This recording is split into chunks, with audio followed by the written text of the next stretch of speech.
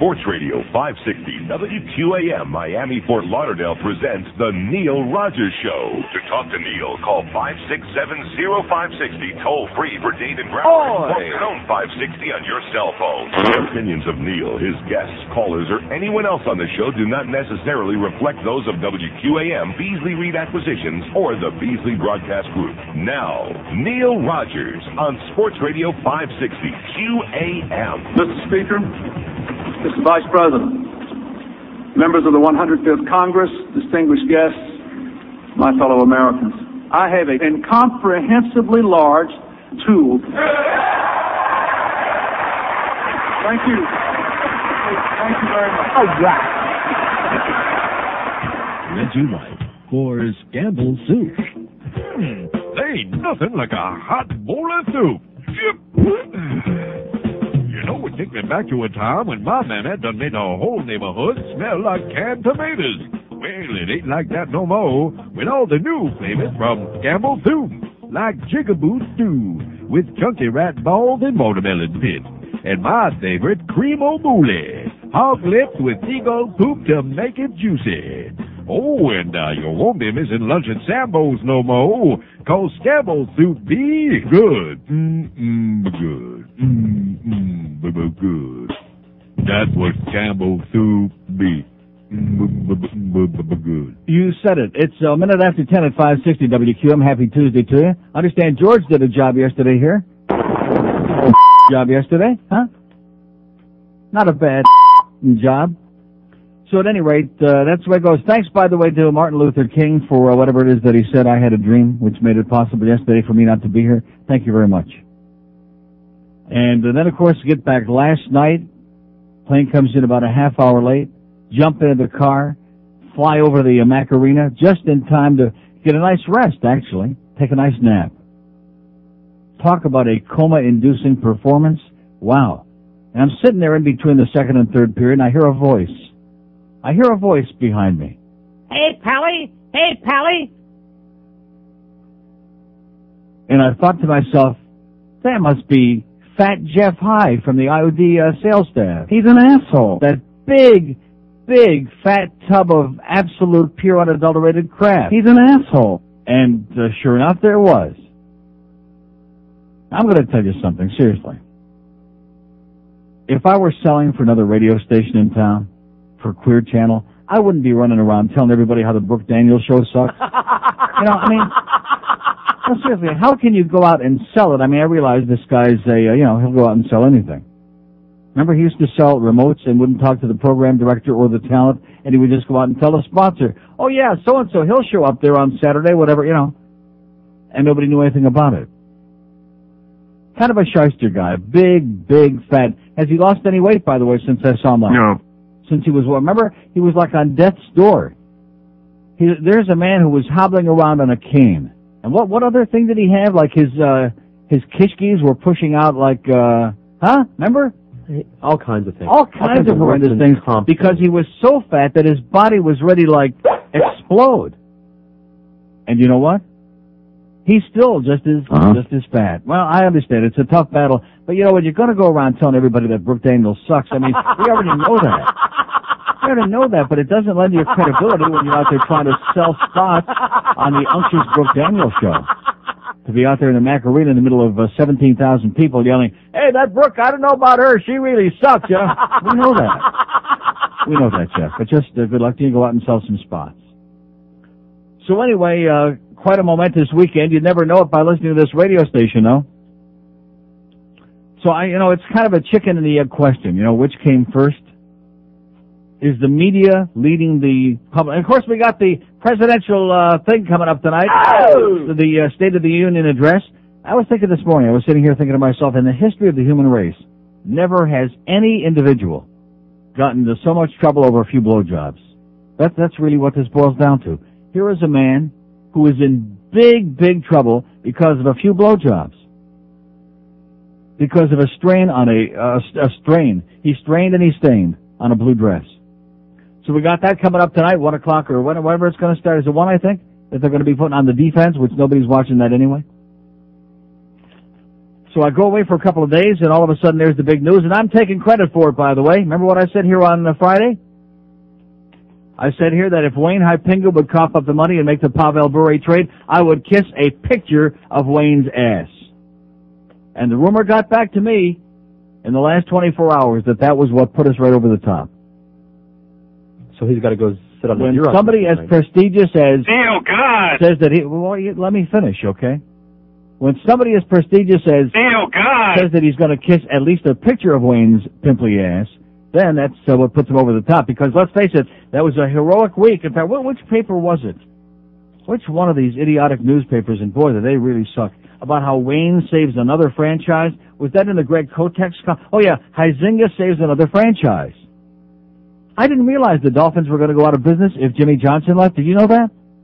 They were going to go out of business, right? Yes. Yeah, and if we didn't get Pavel Bure, the Panthers were going to go out of business, right? Yes. So Wayne saves another franchise. Nice going, Wayne. Oh! By the way, I lied. Oh, no. You didn't really lie, did you? Yes. I'm not going to kiss no picture of his pimply ass, nor am I going to change my tune about anything, especially after seeing that debacle there last night. But first matters first. I could do the whole 4 hours. I just might. So my mother saved me the newspapers. I just might point out to you, by the way, now the trade was what? What day was it? Saturday or Sunday? I'm losing track of what days it is. It was on Sunday. Right, Sunday. Sunday afternoon. And yesterday morning, the Toronto Sun and the Toronto Star on the front page, up above the masthead, you know where all the prominent stuff is, they're way up on top. Pavel Bure traded to Florida. Biggest sports trade in the history of South Florida sports, bar none. This is the biggest story in a long, long time. Here's yesterday's Miami Herald.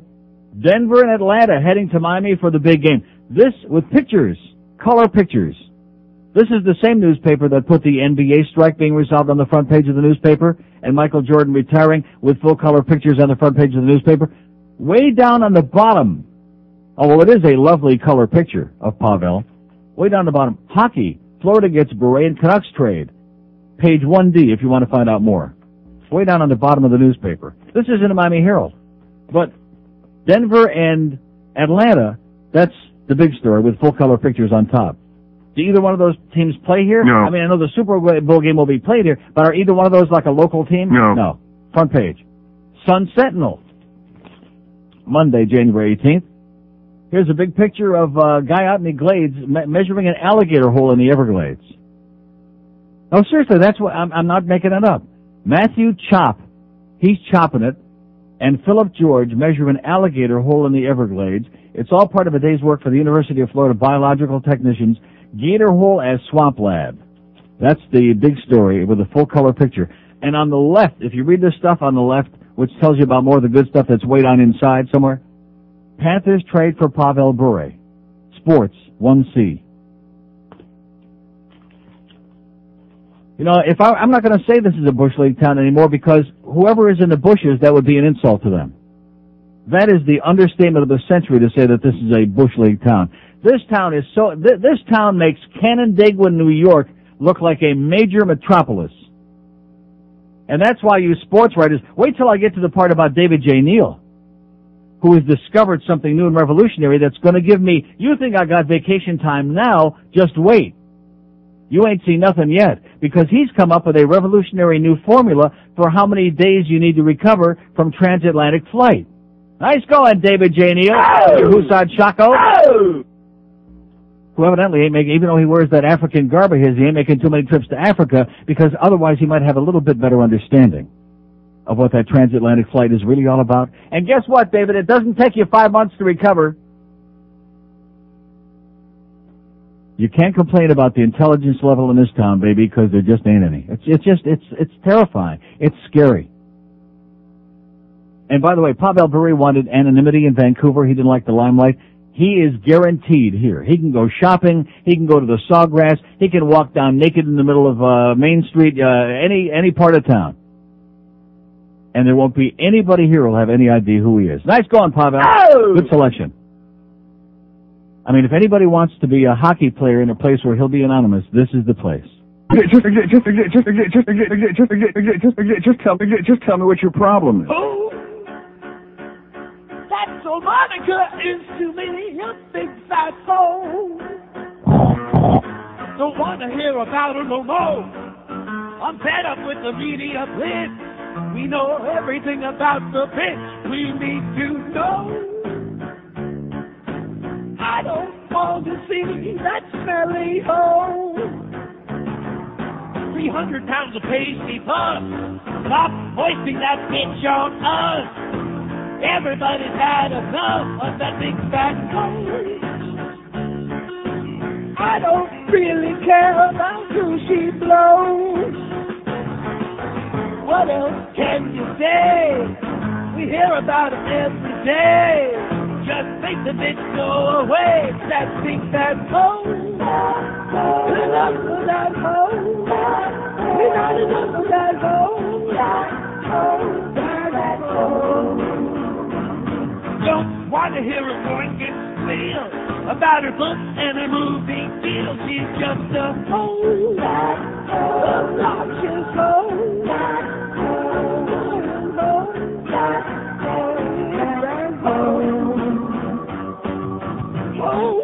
10:15 at 560 WQAM. And by the way, I noticed that both our local hockey writers, and I use that term loosely, David J. Neal and Michael Russo, are already starting in. The guy hasn't even gotten off the plane yet. He's not even here in the country yet. And already, newest cat has mysterious side. Bure won't talk about Russian extortion rumors and hold out details. See, I hate to break the news to you. He wants to be left alone. He wants to play the game. He's the most exciting player, not only in hockey, he's the most exciting player in any sport in the world. Bar none. But already they're starting, well, was it this? Was it? Who the hell cares, okay? Maybe he's doing pygmies in his backyard. I don't know. That's his business. Let's just, hope he gets here real soon. And this was a great trade. Nice going there, BM. But I do want to say this, put it in its proper perspective. You see, Brian Murray keeps putting himself in a position of having to do things to compensate for what he don't want to admit, the mistakes he made in the past. Like all these bad deals, like re-signing Garpenlov to a long-term contract, and Kirk Muller and Dave Gagne, which we got rid of Dave Gagne. Got 2 assists in Vancouver last night. Nice going, Dave. And Dave's a good player. He just never, he was terminal here. He was finished here. Terry Murray didn't like him. He didn't like Terry Murray, and he was playing horrendous. And he needed to get out of here. Plus, we needed to get rid of that $2.3 million a year, which he never should have been paid in the first place. Just like Ray Shepard was finished here last year. He's having a big year in Carolina. 15 goals. He's doing great. You see, that concept about the coaching again keeps coming back to mind. And for those who watched that game last night, those of us who were there, you take a look out there and you see that lackluster performance. I mean, just absolutely no effort whatsoever. And you wonder what's going on. And then I listened to these astute experts we had, the analysts this morning. And yes, I did tune in coming to work this morning because I'm assuming that people would still be talking about this, the biggest sports news. I mean, I'm thinking the Dolphins win the Super Bowls back-to-back, the Marlins win the World Series. Other than that, this is the biggest sports news to ever hit this town. A legitimate bona fide superstar is coming here who is, like I said, the most exciting, dynamic player, not just in hockey, but in any sport in the world. Now that Michael Jordan's retired, there is nobody else who is as exciting, as captivating, as amazing as Pavel Bure.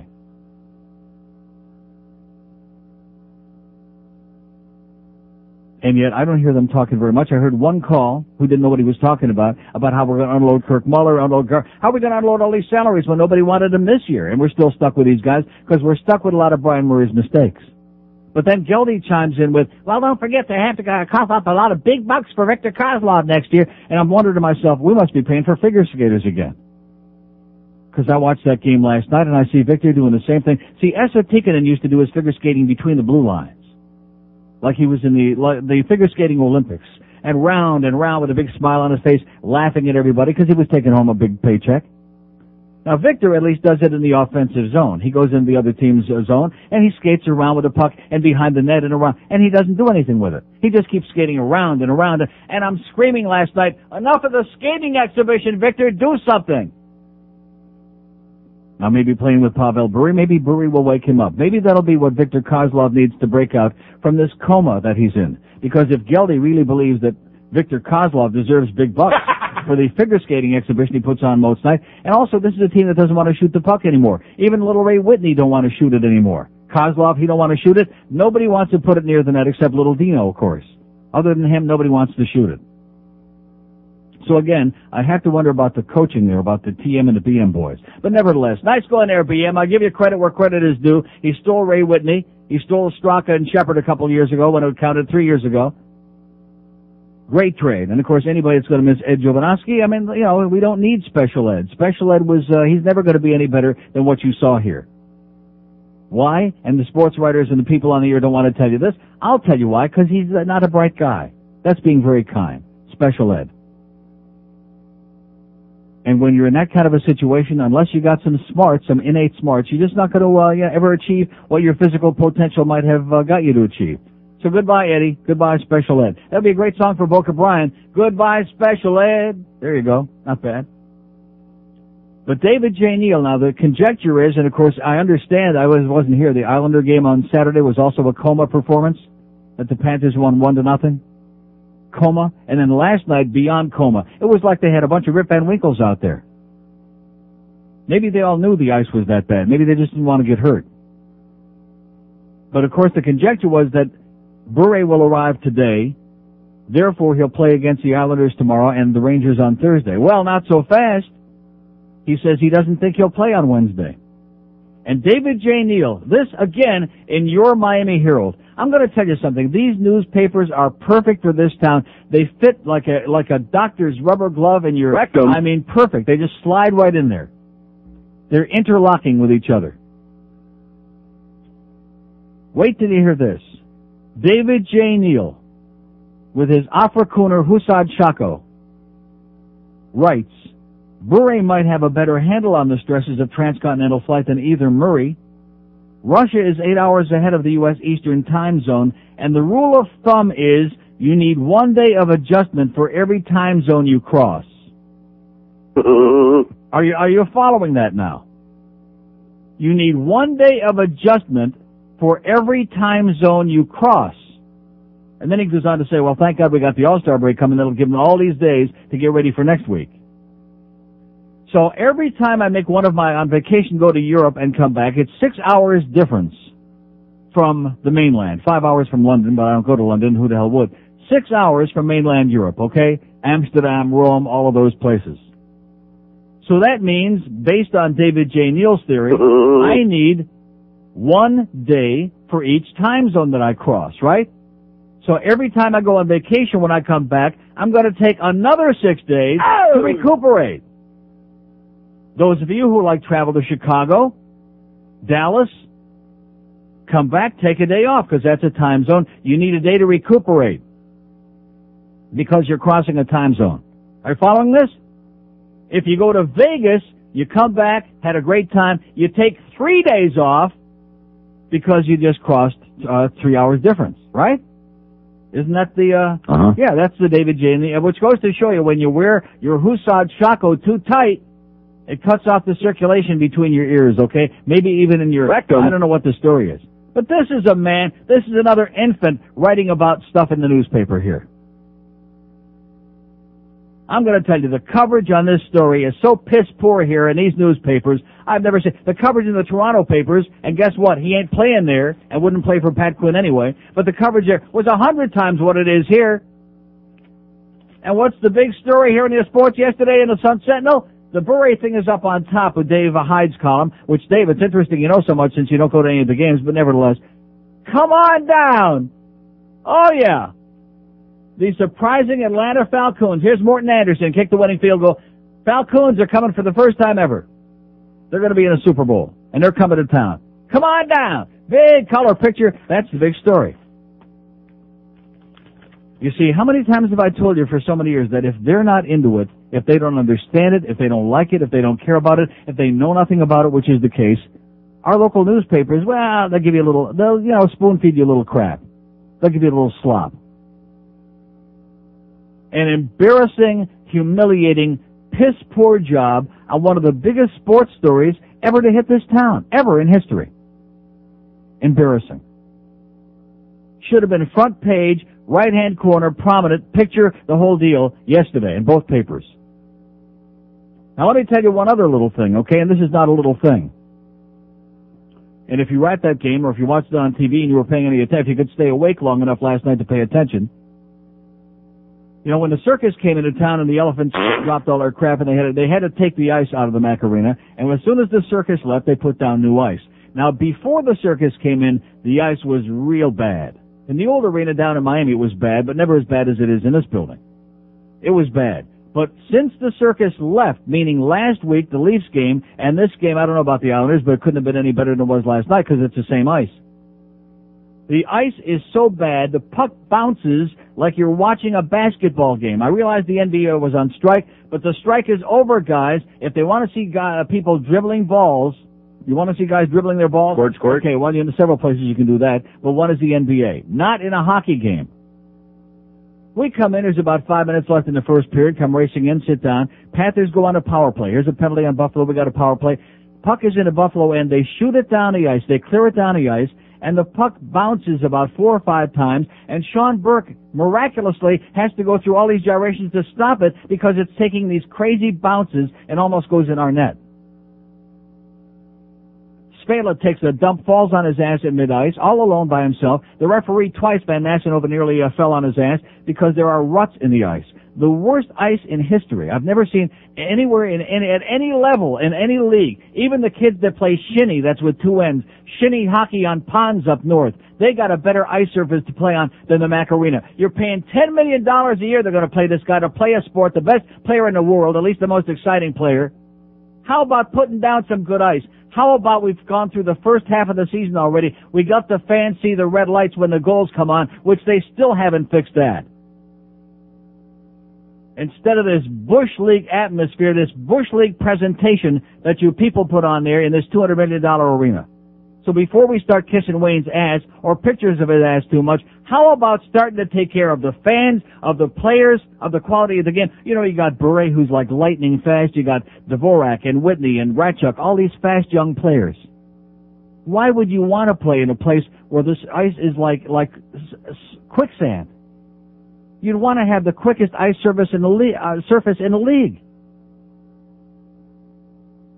And yet, for some reason, and you know, this one tells me, oh, well, I'm going to talk to Steve Dangerfield about those goal lights. And you know something? Nothing is going to happen. I'll believe it when I see it. And the fact that the organization doesn't care enough about the fans or about the safety of the players or the quality of the game to correct these problems in there, that tells me I don't care how much he's spending for Pavel Bure, there's still something that stinks in that joint. It's a joke. That episode last night, they should have been handing refunds out at the door. They were playing roller hockey, okay? I hate to break the news to you. Roller hockey didn't make it here, okay? Didn't make it. The puck is bouncing and bouncing and bouncing and bouncing. How can you make passes? How can there be any continuity? How can you call this a hockey game? And like I've said so many times before, only here, where there are minuscule numbers of people who understand anything about the game, only here could they pass this off and say, hey, isn't this great? Give us some more of your money. And have nobody, by the way, except me talking about it. That's the best part. 1027 at 560 QAM. Oh, God, Neil. It's not Evian. It's no Perrier. It's not even tap water. Tastes like piss. It is. The new bottled water that tastes like piss because it is. You're in for a treat. The new bottled piss water. The next time you want to quench your thirst, take a piss. Piss water from Kidney Bottling Company, Golden Shower, Colorado. It's the best. 1031 at 560 WQAM. I'll tell you what the Bure trade really does. It puts the lotion in the basket. So anyway, I have a fax here from Dr. Mark this morning. Says, I hope your rash is better. My best advice, this is classic. My best advice was to wait until you return Monday and then decide if you want to modify or discontinue the Adalat. I was asking George this morning, I was reading him this fax, and I was asking him, what difference would it have made if I would have waited till like this morning to discontinue taking the Adalat and come in here without the pill and without my blood pressure cuff and had my blood pressure go up to like about 180 over 110 and have a stroke on the air? What difference would have been if I would have done that today or like last, what day was it, Friday, Thursday, whatever day it was? Dr. Mark? But at any rate, Also, I do want to mention this. Rudy Martzke in USA Today gives Hank Goldberg credit for breaking the Jimmy Johnson story last week. In the local papers, do they give Hank credit? No. In fact, Channel 7 was even claiming themselves that they're the ones that broke it, which we know is a bunch of bull crap. But Rudy Martzke in USA Today, who writes the Sports on the Air column, which is a newspaper read all over the world, by the way, gave Hank Goldberg credit in there by name. Nice going, Rudy. Oh! But the local newspapers and local media too petty and too much full of crap to do that. God forbid they should do the right thing and give credit where credit is due. Here's Coconut Grove. Hello. Neil. Yes, sir. Love the hockey talk. This is great. Although you're probably not getting a lot of calls on it. But, you're our first call, so we'll see. Oh, there you go. No, but your story about the newspapers down here on Monday, I went out and bought the paper, and it's like, where's the story? Yeah. Where'd it go? Mm-hmm. Why isn't it on the front page with a picture? Where'd it go? Uh-huh. Incredible, and I'm real sorry that you got home last night in time to go to the game. Coma-inducing. Yeah, me too. I'm really sorry. Horrible. Oh, at least I got some good rest anyway. There you go. No, but definitely about the ice, it's just, it's pathetic. Is there any way he could bring in some dehumidifiers? What they need to do is get that guy from Edmonton or wherever the guy's from who makes the league has got this guy. In fact, how Gary Bettman can allow this to go on and claim that these are hockey games going on in that arena, I just have no idea. This is garbage. It's just, especially when you don't have a big team, you need to, just get some space where guys can pick up some speed and there's nothing. Yeah. It's just... And how the hell can anybody pass when the puck is bouncing around and bouncing around and guys are trying to knock it down and control it? But again, when you're dealing with fans who I guess are willing to show up and just sit there and, eat a lot of food and give away a lot of their money, I don't get it. I don't know where these people come from, what they're thinking about, but they sure know nothing about the game. And the thing with the goal lights not working, to me, this is such an insult. It's like they might as well come out there and stand at center ice and say, hey, all you people out there, thanks for your money. And if you're expecting anything to go along with it, forget it, okay? We just want your money. It's just like our philosophy here at QAM. That's why it's great that QAM has the Panther games. Just give us the money, that's all. And don't diddle us with the details. And speaking of QAM, by the way, coming back from the airport last night and having to listen to the first few minutes of that first period on this radio station with the unctuous Christina, oh my God. Unctuous wouldn't be a word for it. Moron. Wow. And by the way, Randy Moeller, you're a good guy, Randy, but you're a co-conspirator. He's talking right along with Chris. You can hear all the sounds of the game in the background, and they're pa-pa-pa-pa-pa-pa. Hey, it's not on television, guys. You're doing a radio game. We can't see what's going pa-pa-pa-pa. And then all of a sudden you hear the crowd is screaming, and they're still going pa-pa-pa. Oh, big hit there by Warner. Pa-pa-pa-pa-pa. And they're having a conversation. So you're a good guy, Randy, but you're equally guilty with your compatriot there on radio. Just try to describe the game, okay? That's what you're supposed to be doing. Look at this incredible response here this morning, man. When I first started talking, we had all 6 lines lit up there for just a moment or two. And now the cats got their tongue. The Panther cats got their tongue. 2 open lines in Dade, 1 in Broward. One of the most momentous moments in the history of this community. And are these people fired up and excited about it? Are they, No. Okay. 5670560, pound 560 on a mobile 1 line. This is amazing to me. Here's Miami. Hello. Miami. Okay, they're gone. 2 lines are left on the board. Here's Pompano. Hello. Yeah, good morning, Uncle Neil. Yes, sir. Well, let's go, just so you know who this is. Yeah, okay. Sunday night, I get back to my buddy's place. I'm surfing the net. He says, pull up the Panthers website. see if they've made the trade. Yeah. Pull it up. Nothing. We go to Sporting News, NHL. Plaster, huge headline. Yeah. Pavel Bure, the Panthers can't even put it on their website. It was all over TV in Toronto. They had it on the crawl during the football game, and they were interrupting. It was all over the place. Oh, we pulled it up on the, on the Toronto Star website. Yeah. And they don't even publish an edition on Sunday night that I know of, Yeah. Yeah. Just so, I agree with you about the paid newspaper coverage. The worst. The absolute, and you know something? Like I said before, it's a chicken and the egg question because it's obvious that they're doing whatever, panders to this public. The public here doesn't care. They wouldn't know Pavel Bure, like I said. He could be anonymous, standing naked in the middle of my Publix. He could. Have a good one, Neil. And back to it. They'll just say, oh, who's that naked guy over there, huh? That naked Ruski with a foreskin. Open line in Broward, all 3 in Dade. This, something? This, to me, is the saddest moment of my life. This really is. You could knock me over with a feather duster.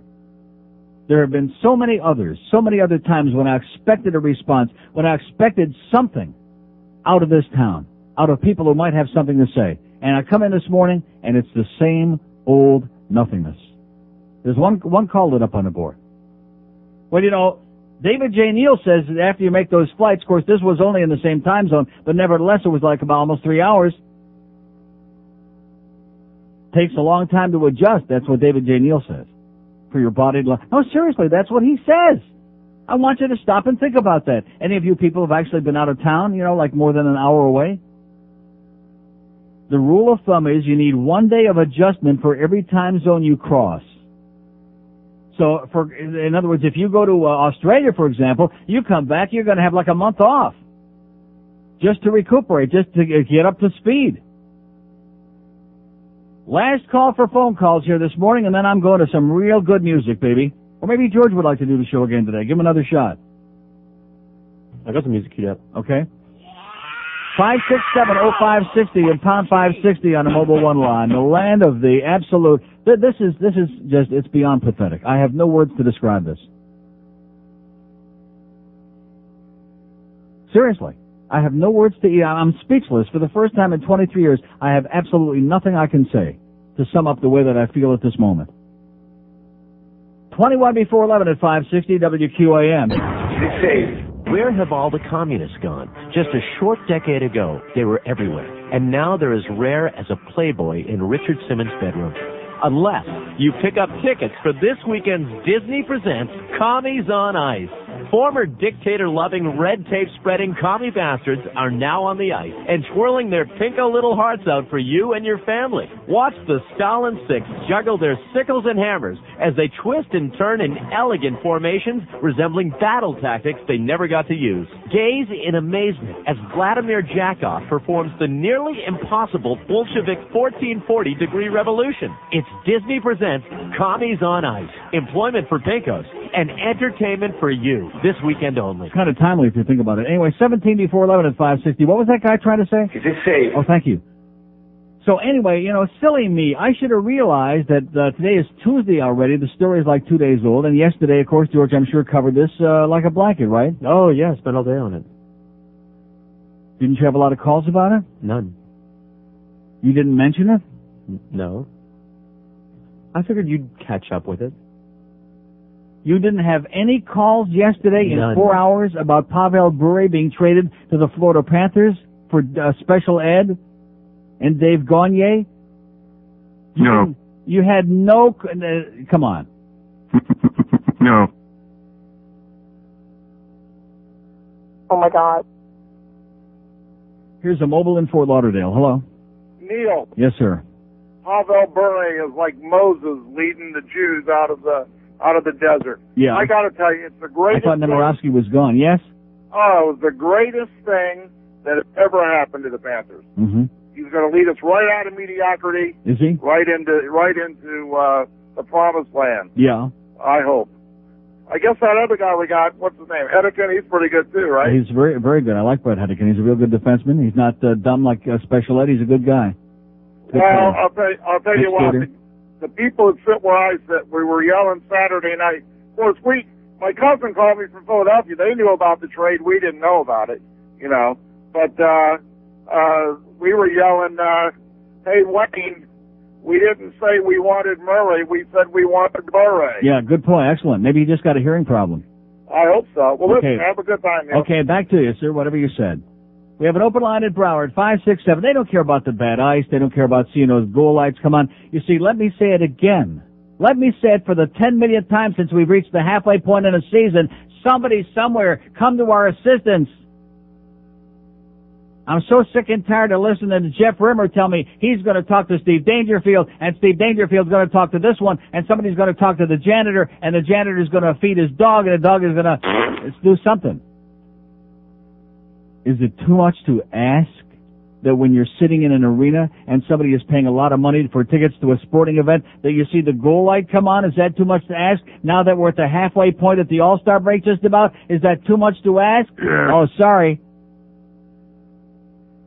And you sit in there and you wonder, how can I be one of maybe 10 people in the whole joint who care about things? You're picking on details again, mister. You're getting too picky. You're complaining too much. We got Pavel Bure. What the hell do you want now?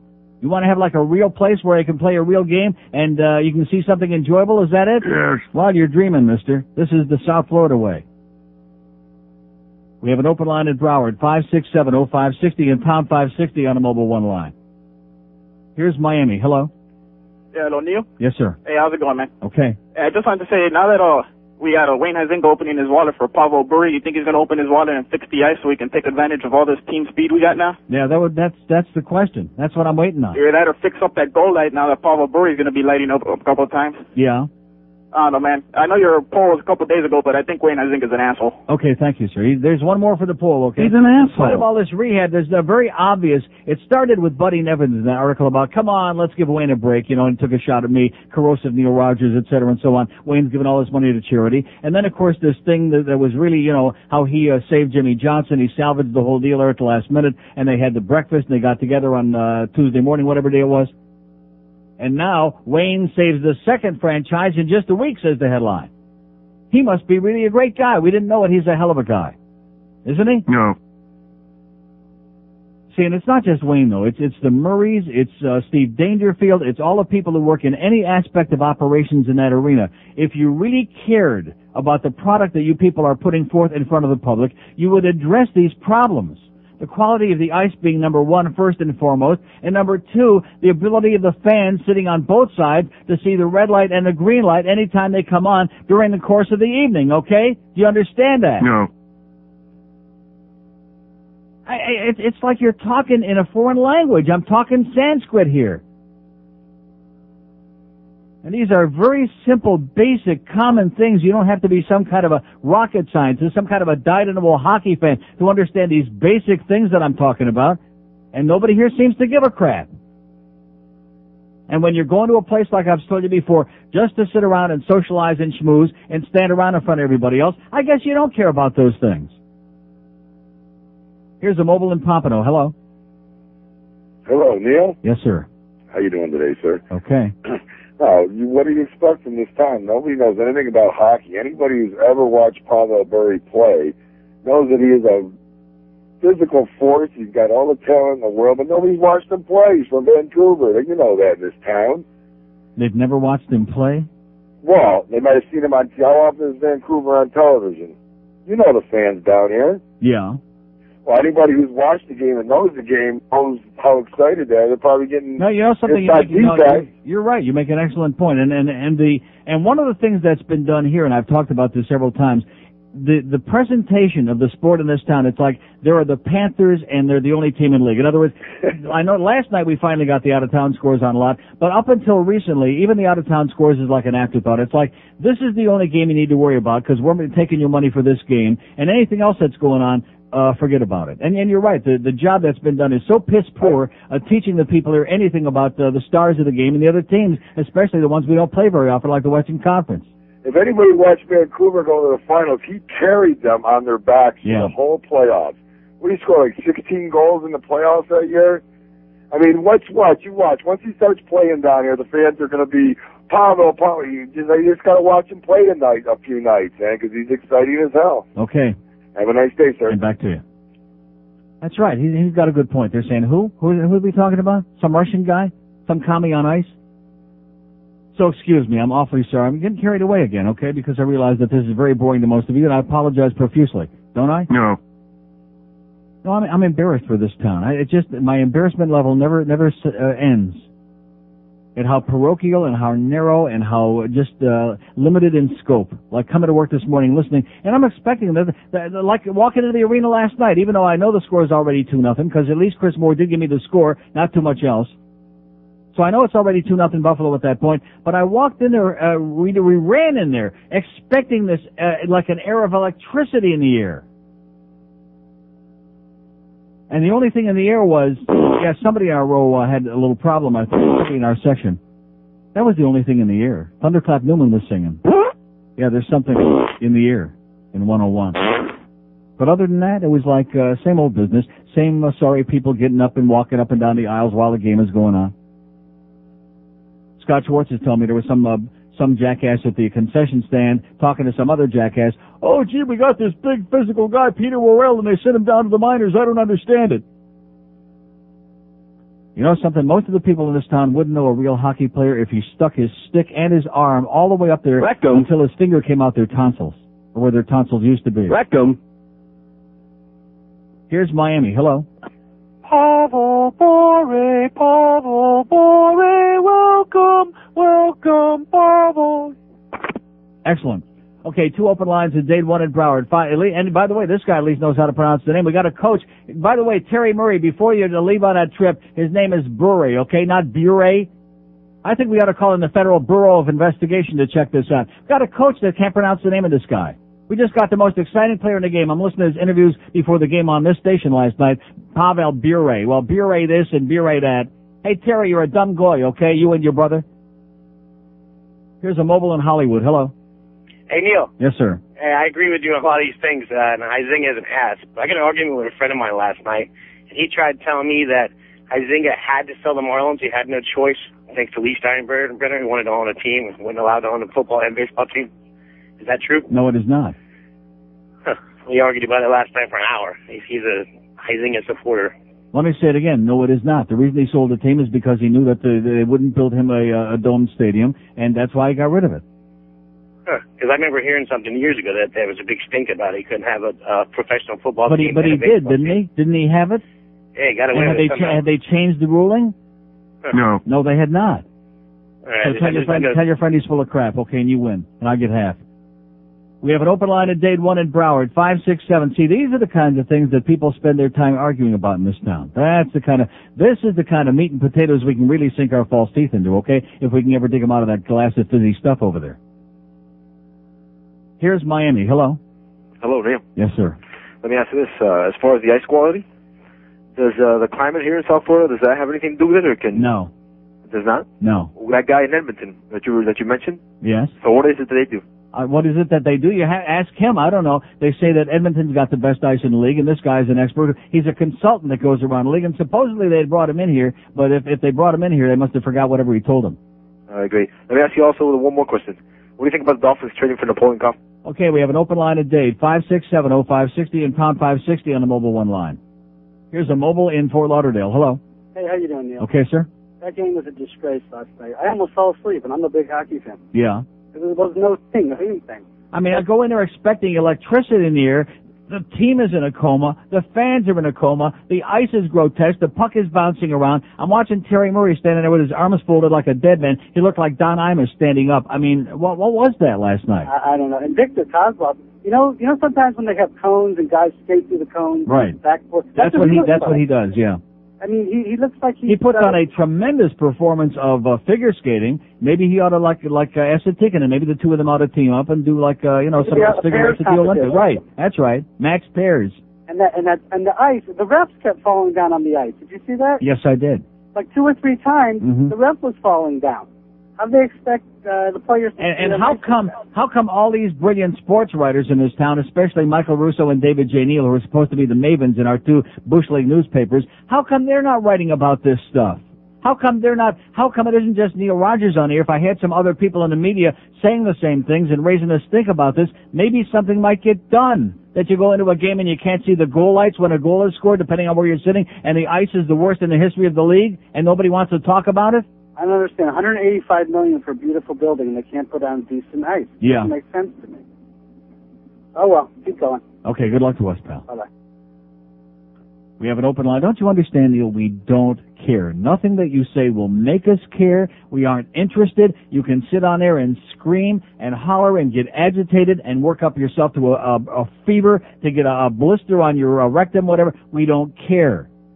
Nothing you say will make us care. We care about Napoleon Kaufman. We even care about George S. Kaufman. We don't even know who the hell he was, but we care more about him than this crap that you're talking about. We just refuse to care, right? Yes. Okay. Glad we got it straight. Bush.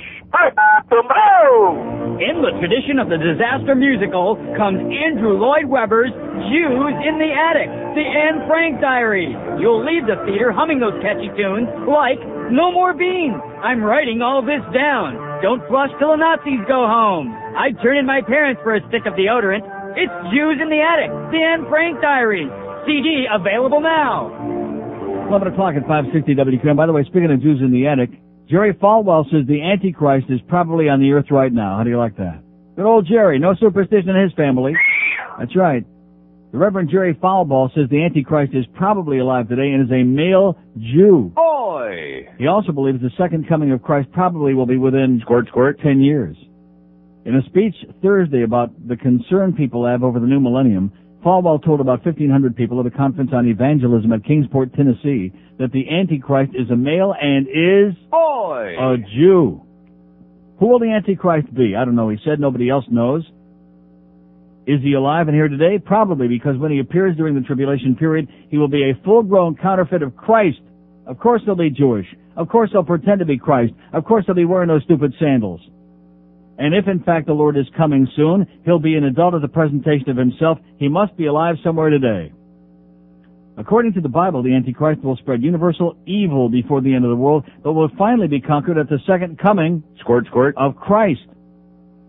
Falwell, the chancellor of Liberty University in Lynchburg and founder of the now-defunct Moral Majority, said Friday in Williamsburg that he did not intend for a statement to be anti-Jewish. Of course not.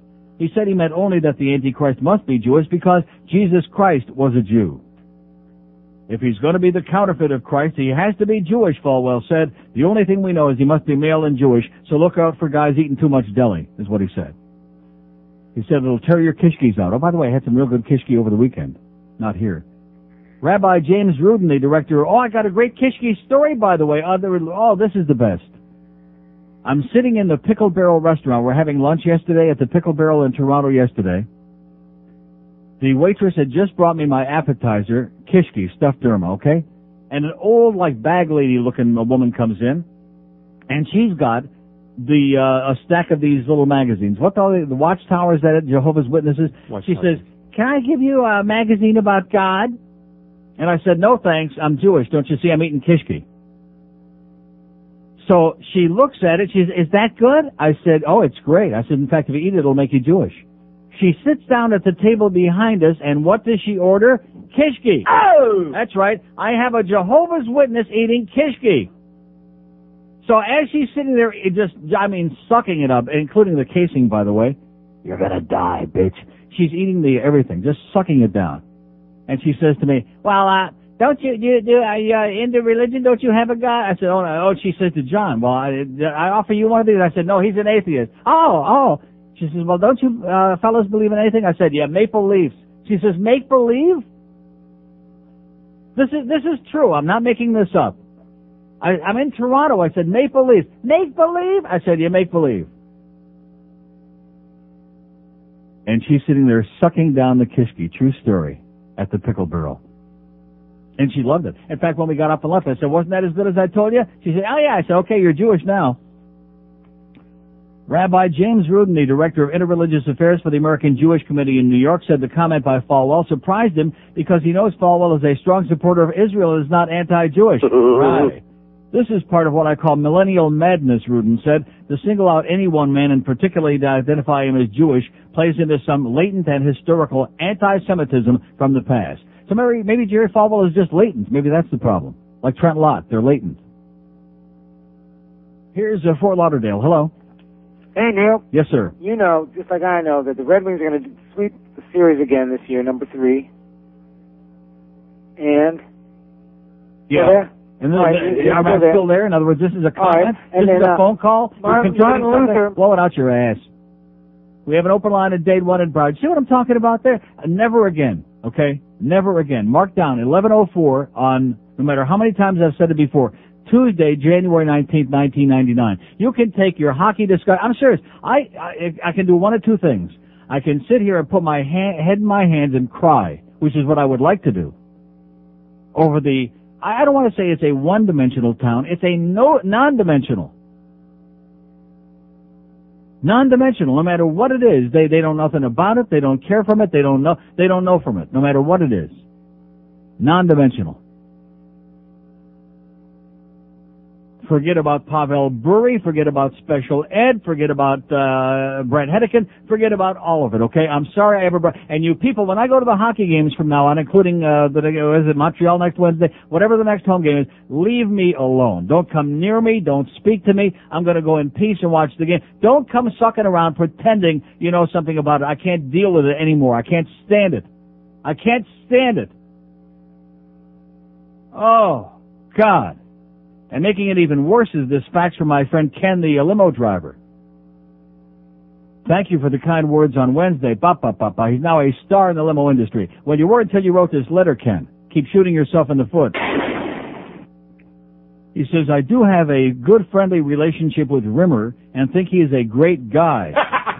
I would like to set the record straight and let you know that he did try to tip me, but I wouldn't accept it because of our relationship. Now, here, wait till you hear this line, okay? Hey, Phil the Bugman, you listening? Wait till you hear this line. And besides, I'm trying to get a bunch of Panther stuff from him. George is peeing in his pants right now. He is wetting his pants. He's putting on Depends that June Allison left over the weekend. I'm going to give him Phil's number. Is this incredible?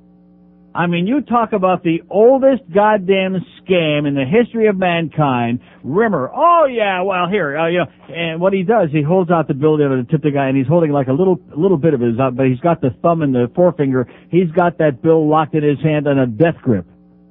As in, just try and reach for it, okay, pal? And maybe you'll tear the little corner of the 20 off, or what, the 5 off, whatever it is, the dollar bill off. But he's promising him some Panther stuff. Oh, poor Ken. Poor Ken the limo driver, okay? Another one going to be left in the wake of all the suckers in this town who got sucked in for freebies by Rimmer, promising Panther stuff. T-shirts, autographs, hockey sticks, hockey pucks. There you go. Oh, don't forget one thing, Ken. Hockey puck rhymes with schmuck. Don't be a schmuck. Take the money and run. And frame it. Yeah, if you get a tip from Rimmer, frame it. Here's Florida City. Hello. How you doing? Okay, sir. A little concerned about Bure. I mean, he's a tremendous talent. I mean, he's by far the greatest player ever to play in this franchise. But what are you concerned about? Well, they've traded for guys not of this caliber, but they've traded for quality guys supposedly in the past, and they come here and they somehow lose. They go into a production funk. And if anybody can do it, Terry Murray. He's a turnaround specialist. He can take the best guys in the league and turn them into a coma like overnight. Well, not only that, then they go to other franchises and pick right up where they left off. Yeah, like Shepard, yeah. Yeah, and Gagne did last night. I mean, I'm not the hockey maybe it's the coach, maybe it's the general manager, maybe it's the system. Look at Marty Straka, look at Stu Barnes, look at all the guys who left here in great disfavor with the coach, with the organization, and they've gone elsewhere. I said this before and done tremendously well. So this is something in the back of my mind. I've been thinking since I heard the story. How long before Terry Murray does something to piss Pavel Bure off? That's what I'm wondering. Or just mute his talent. Right, exactly. Well, if anybody can do it. But do you have anything to hold your hat on that is not going to happen? No, of course not. No. I'm just hoping for the best. I mean, after last night, it's got to be an improvement. If the guy shows up here breathing, it's got to be an improvement. Too bad it's not like basketball. One guy can turn around easily. Well, he's got to have a supporting cast, and I'm hoping for the best. Geldy said we're going to miss Jovo big time. Yeah, I heard Geldy. He's just an insipid twerp. Pay no attention, okay? He's just a little butt-sucking insipid twerp. We're going to be paying Victor Kozlov the big bucks next year, right? We like figure skaters, I guess. Maybe Geldy's into figure skating. I'll take it easy. Have a great day. Dade County lines are open, 5670560, pound 560 on the AT&T wireless line. As once again, Neil shoots himself in the foot. Ken, the limo driver, shoots it in the foot. Come on, let's get that Panther paraphernalia for the Rim Man. Come on. Is that incredible? Same old tired lines. It's like a pickup line. Like a pickup line in a bar. Oh yeah, I can't give you any money for the ride. Times are a little tough right now. And Denise Potvin, he's making all the big bucks over there. But I'll get you T-shirts. I'll get the guys to sign it. I'll get you some paraphernalia, some memorabilia. Yeah. Right. Hold your breath, Ken. Just hold it real tight. 9 minutes after 11 at 560 WQAM. Hello, Neil. I would like to ask you a question. My son was watching your program on Whammy on Miami. The date was the 15th, and I would like to know if you're some kind of antichrist person because now my son wants to worship the devil because he thinks he's cool, and he also wants to dress as ladies and put lipstick on now. I don't know if the whole channel 69 is the Antichrist channel. Please, I'm really concerned, and I would like to know if you're the Antichrist. Yes. Thank you. And please, if I see you somewhere, I wouldn't even stop and give you water, because now you turned my son into a faggot, and you made my son serve the Antichrist. Thank you. And have a nice day. All right. Have a nice day. And drop dead while you're at it. There he was, just a-walking on the sea, singing, do-I-did-it-dum-did-it-do. He's the man from the land of Galilee, singing, do-I-did-it-dum-did-it-do. He's good, divine, he's good, divine, changes water into wine. The next thing I knew, we had a lame man on his feet singing, do-I-did-it-did-it-dum-did-it-do. The blind are gonna see and the dumb are gonna speak singing, do-I-did-it-did-it-dum-did-it-do. He walked on through my door, walked on through my door, then he cured a leper sores. Whoa, some say he's the Son of God. Yes, they do, but there's other people think it's so odd. Now he's the reason that we have an Easter day singing, do-I-did-it-did-it-dum-did-it-do. And he's the reason that all the Christians pray singing, do-I-did-it-did-it-dum-did-it-do. They praise him, kneel down, praise him and kneel down, the man who wore a thorny crown. Do-I-did-it-did-it-dum-did-it-do. Do-I-did-it-did-it-dum-did-it-do. Do-I-did-it-did-it-dum, he's a Jew. Do-I-did-it-did-it-dum, he's a Jew. Do-I-did-it-did-it-dum, he's a Jew. Do-I-did-it-did-it, he's a Jew. 11:17 at 560 WQAM. Here's the good news, by the way. Let's stick with the positive today, okay? Joe DiMaggio's out of the hospital. He wants to throw out the first ball at Yankee Stadium, baby. He's doing it. See, if you just leave the bastard alone. What did I tell you? Leave the son of a bitch alone. He'll heal up. He'll be just fine.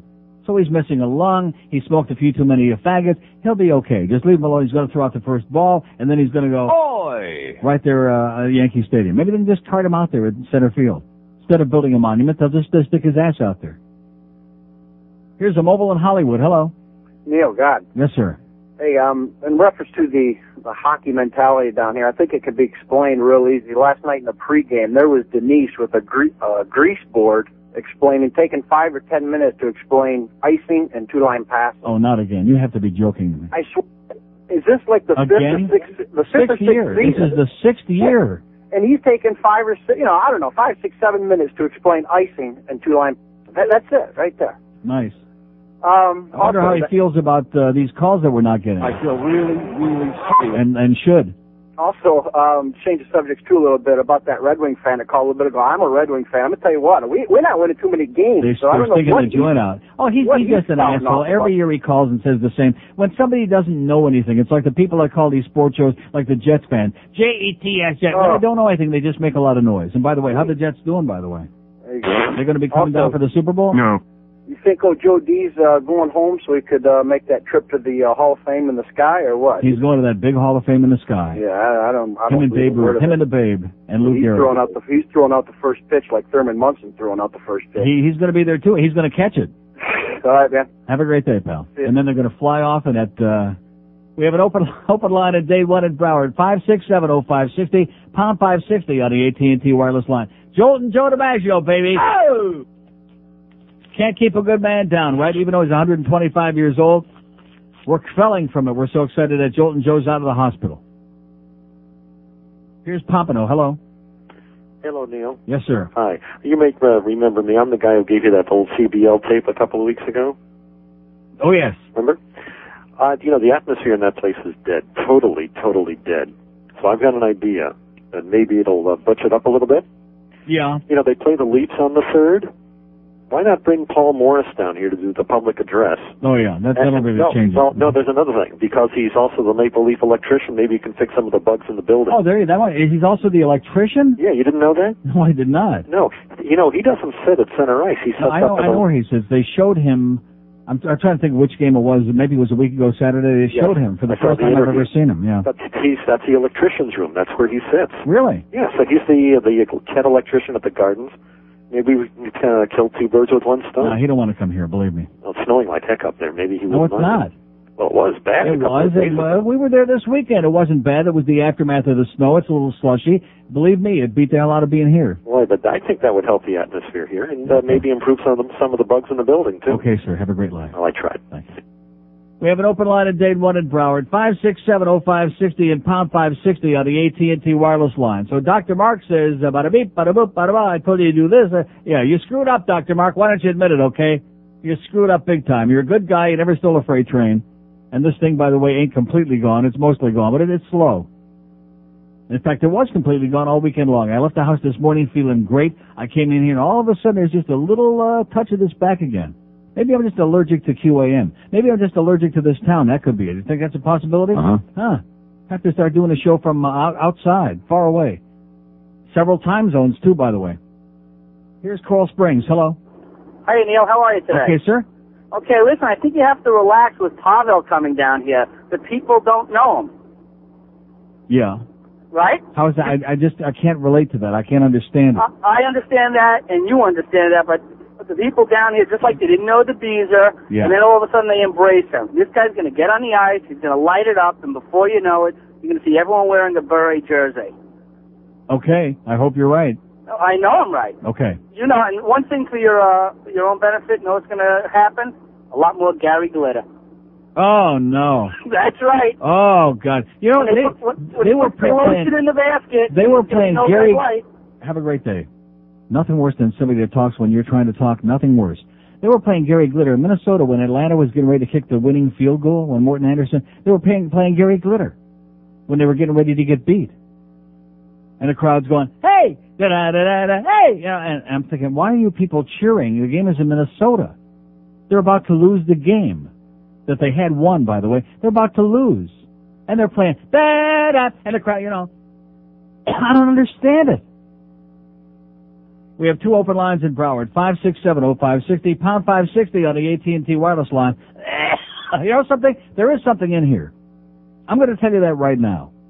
And it doesn't surprise me, because knowing that they won't even spring for an exterminator in this building, we got ants and all kinds of crap running around. You people over in the other building that are all excited about getting out of there and moving into this building, I hate to break the news to you, but I think we got a corporate disease. The duck cleaner was just in last week. Well, I got news for you. He must have left a dirty duck or something. Yeah. I say the duck is what I say, and let's get down to business. There's a fungus among us in this joint, because I was feeling great. I left the house this morning feeling euphoric. I felt so good. And now all of a sudden I got a little bit of this flush back, and I'm choking and gagging, plus this overhead is all screwed up, by the way, I mentioned in passing. Here's Miami. Hello. Neil. Yes, sir. Hi. Listen, I'm sorry, I don't mean to change the topic of your show, but I thought it might be a good idea if you let people who are listening know that since the Miami Heat can use all the help they get. Yeah, okay. We have an open line in Dayton 1 in Broward, 567-0560, pound 560 on the AT&T wireless line. If you're not a silly little spick, we'd love to hear from you. Here's Fort Myers. Hello. Hey, Uncle Neil. Yes, sir. Gringo over here in Fort Myers, man. We just let you know that we love you over here. Uh-huh. And why does everybody call and talk about basketball? Who wants to hear it? Hey, if you guys want to see some good hockey, go see that Miami Matadors over there. Okay, thank you, sir. Okay, two calls left on the board. We got an open line in 2 in Dade, 2 in Broward, 567-0560, pound 560 on the AT&T wireless line. Here's Miami. Hello. Hello, Neil. Yes. How you doing today? Okay. I was doing great when I came in. It's an hour 25 minutes later. I'm not doing so good. I know the feeling. Depressed. I'm ready to go break into tears. Listen, I wanted to ask you a question and ask your listeners a question too. Have they ever heard of a treatment called chelation therapy? Oh. That's for good for diabetes, blood pressure, high blood pressure. Sir, why are you bringing this up? Don't I have enough problems here already today, and you're starting with chelation therapy? Have you ever heard of it? Of course. Oh, did you ever try it? No. Try it for what? It's supposed to be able to cure diabetes, cure high blood pressure, high Right, cholesterol. there you go. Try chelation therapy. If you got a sprained toe, try chelation therapy. You got a headache, try chelation therapy. That reminds me of shows I used to do years ago, which I'm embarrassed, by the way. Do I dare say it? And by the way, that one spot that she wants me to do on the air, I will not do it. Remember she came and talked to me last week about I'm not doing healthcare spots, okay? Period. I'm not doing geriatric spots. I'm not doing healthcare spots. Period. End of discussion. And years ago I had a guy who's a nice guy, you know, he meant well, and he used to have those boring terminals, get the nutritionist and the doctors and the chiropractor. Oh yeah. And the people are calling, hello doctor, I've got like cancer and green lips and gangrene. Try chiropractic. Hello doctor, I've got bleeding ulcers. Try chiropractic. Hey doctor, I've got like bubonic plague and try chiropractic. Seriously. No matter what it is they called that they had, try chiropractic. Which I was inspired to mention because this guy's hocking me a chinik with this stupid chelation therapy. With the same old tired bubble myces. We have 2 open lines in Dade, 5670560, pound 560 on the, and by the way, if you've got a bruised rectum, try chiropractic, man. No, the chiropractors know about bruised rectum because most of them have one. It's 11:26 at 560 QAM. A lot of spooks in your jersey. Tonight on the WB, the premiere of Where My Woman At. Follow the hilarious misadventures of a wife-beater and his battered woman as she never gets the dinner on the table on time. Bobby Brown and Whitney Houston star with special guest OJ. It's tonight on the WB. Here's a shocking fact. 4 fired employees awarded $20 million. Albany, Kentucky. A jury awarded $20 million to 4 former employees of a Walmart store after deciding the company unfairly fired them for eating damaged nuts and candy. Each of the 4 workers was awarded $1 million for slander, $1 million for embarrassment and mental anguish, and $3 million in punitive damages in the decision on Friday. And whoever sent me the facts writes on the bottom, this should make the families of the kids who died as a result of the W.R. Grace and Beatrice food contamination feel really good. 7 kids dead, only a total of $8 million. So 7 kids dead is only worth $8 million, but 4 people that were fired from Walmart get a total of $20 million because they were eating damaged nuts and candy and got their ass canned. Don't you teach your kids don't eat damaged nuts? That's one of the first things you're supposed to tell them. We have an open line today at 5670560. We got Jim Mandich, by the way, today. Yeah. Coming up at 2 o'clock from Shula Steak 2 for Hank, who's on the way back from Vegas or in transit or whatever. And then we got the Bookster. Bookster talking baseball 6 to 8 o'clock tonight, then talking the regular crap from 8 to 10. Eddie Kaplan talking pure gambling 10 o'clock tonight. Here's Hollywood. Hello. Neil. Yes, sir. Very excited about Bure. Yeah. I don't know what's wrong with this town. I've been sitting up there in section 414 all season and just waiting for something good to happen. Mm-hmm. Jova gone to Vancouver. Bure's coming down. I'm real excited about it, and people don't realize this is like if the Heat signed Pippen. You know, this is not like if the Heat signed. This is like if the Heat signed Michael Jordan. Yeah, you're right. You're right. I mean, it's just like if they, I guess we were talking Danny Boy, they would understand. But they just don't understand that we may actually have a chance of winning. These people are so out of it, man, and now I understand. Now it's all starting to, come into focus for me. Why you go in there and you're seeing one thing and all these hey, ref, you suck. I mean, you're dealing with 18,000 of those people that wouldn't know a goddamn hockey puck if you stuck the whole team up there. They don't get it. They don't understand it. The only time they... How long before they start catching on a little bit? I don't know. How many goddamn years does it take? Many, many more, obviously. Jesus. Because I guess unless we rename the Stanley Cup the Super Bowl Cup, it doesn't matter. Yeah. I mean, it's ridiculous, but I'm really excited. Yeah, but we sure had a lot of those bandwagon jumpers 3 years ago, didn't we? Oh, they were all out there waving their they had their Panther banners on their cars, out of their windows. They had them pasted on their rectum all over the place. Oh, yeah, but now it's like, and then Murray, if he hasn't ruined more confidence than anybody else in this town. Yeah. I mean, Terry, those guys out there last night, you're right. And I was at the Islander game. They're not playing for it. Didn't I say early in the season that these guys weren't going to play for him? And you watch these last 2 games, they're in a coma. They look like Rip Van Winkle in a deep sleep. With Kozlov with his little Russian ice show out there, he can't shoot. He's afraid. He's got Ray so scared like he's going to bench him or something. And they're all just running around out there like they don't know what the hell's going on. Mm-hmm. But that's all I had to say. And in closing, Ed Joe Vancouver. We have an open line at Day 1 in Broward. 567, what do you say? 567-0560 and pound 560 on the AT&T wireless line. What'd he be saying? Here's a mobile in Kendall. Hello. Hey, Neil. Yes, sir. I hope you had a good vacation.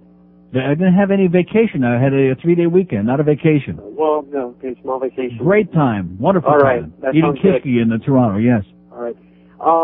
Back in '96, when I first started getting interested into Panthers, of course, I got excited because of, their great run and everything.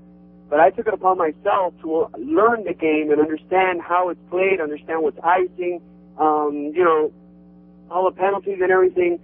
And I don't even go to the games. I watch the games on TV. Yeah. That's it. That's all I do. Of course, I have to listen to Rimmer talk, but, I mean, what else can I do about it?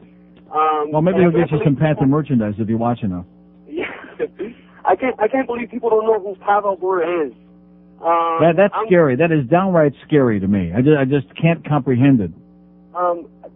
When I got into hockey, I'm a young guy. I bought video games and everything. I played. I understood, with that, I played all the rules and everything.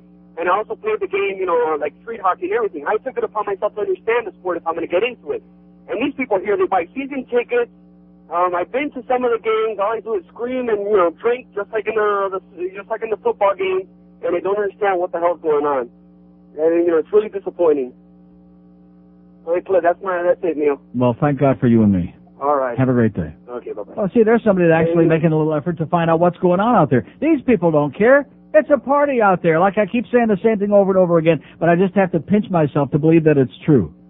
To believe that there are that many disinterested people who are all congregating in one place, who couldn't give a crap less, who know nothing about it, and are just there to kill some time. That's very believable here, isn't it? Kill some time in this godforsaken place. I mean, you can't shop at the Sawgrass nonstop, round the clock. Sooner or later, you got to find something else to do. Take your finger out of your rectum and then go over there and kill a couple hours. Kill 2 or 3 good hours. Wander around, eat some of that expensive, overpriced food. Schmooze in the hallway, get on your cell phone. Kill some good time. Here's Ken, the limo driver, who's waiting for his Panther paraphernalia. And has a very long wait, by the way. You're turning me into a star here. Yeah. Yeah, it's not like that with the Rimmer. I've known him a long time. So it's because you know him a long time, that means that you got to give him limo rides for free? No. He's kind of a buddy, So what about it? No, it's not like we're trading or anything. Kind of a schmuck? No. You're kind of buddies. He's a good guy. Anybody is Rimmer's buddy if you do stuff for him for free. Nah. You buy him meals, you give him limo rides. We're buddies. Yeah, he's considerate back to me. He's a good guy. So by doing what? I don't want to. That's by doing what? What does he get? What does he get for you? He's gotten me to games. He gets you into games. Yeah. Yeah. And I've got some stuff signed. And got some stuff signed. Yeah. And just like I said, there you go. Yeah, but it's no big deal to me. No big deal to him. It's You're damn right. It's no big deal to him. It doesn't cost him a dime. It doesn't That's cost right. me. It doesn't cost me a dime either. Well, you're easy. That's all I can tell you. That's true. And you're right. This guy's made a whole lifetime of guys like you. Oh, I know, but he's still a good guy. He doesn't take advantage of me. I didn't say he's not a good guy. He's just a cheap prick. That's all. He's a good guy, but he's a cheap prick. Yes, he is. No, cheap. He's all right. I'm used to cheap pricks. I drive them all day long, so. But you're right about getting Burry in here, because is really why I called. It's like getting Mark McGuire. They have no idea who he is. I'm jumping up and down when I heard that. They have no idea who this man is. The Russian rocket. They don't know him from the pocket rocket. Well, at least Dino has somebody to pass the puck to him now while he's sitting in front of the net. Unlike nobody else doing that to him. But they have no idea. But they're like that with the Marlins. They're like that with the basketball team, football team. They don't care unless something really big happens, and they splash it all over the newspapers and the news. Now I understand why they love Peter Worrell. They can relate to that. A big goon that they think is beating the crap out of everybody. That's their idea of excitement. That's what they want to see. My wife, who knows nothing about hockey, says, "Who is this guy? He can't even skate." She could even somebody who knows nothing about hockey understands what's going on. He's a terrible hockey player. All he does is beat people up. You might as well have Mike Tyson skating around on that ring. Yeah. Now, by the way, another great performance in Vegas, Mike. Oh! Yeah, another nice one. Great that interviews big fat bum afterwards. that he fought. Yeah, great interview. Yeah. Big fat bum and a near ride at the end of the first round. Right. Beauty. Just great. All right, I'll stop by and maybe see you at the next game. Okay, Ken. Thanks. Bye.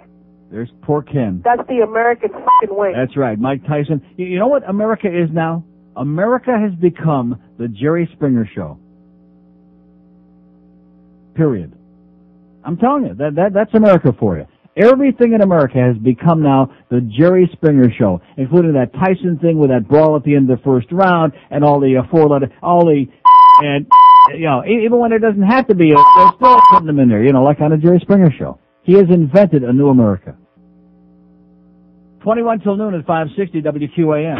This is 560 QAM. It rubs the lotion on its skin or else it gets the hose again.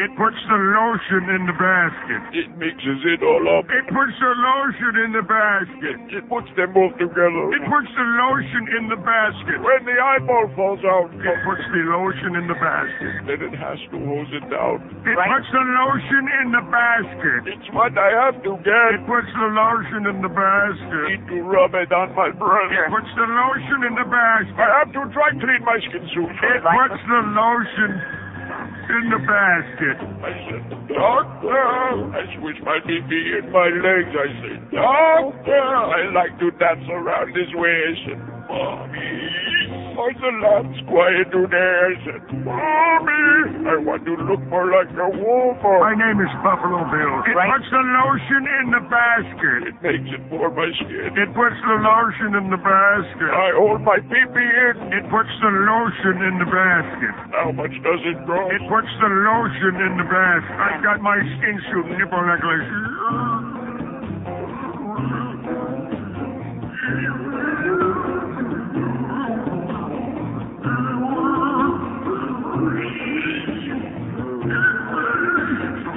It's 11:45 at 560 WQAM. Here's a tremendous story from the this morning's Sarasota Herald Tribune, as a matter of fact.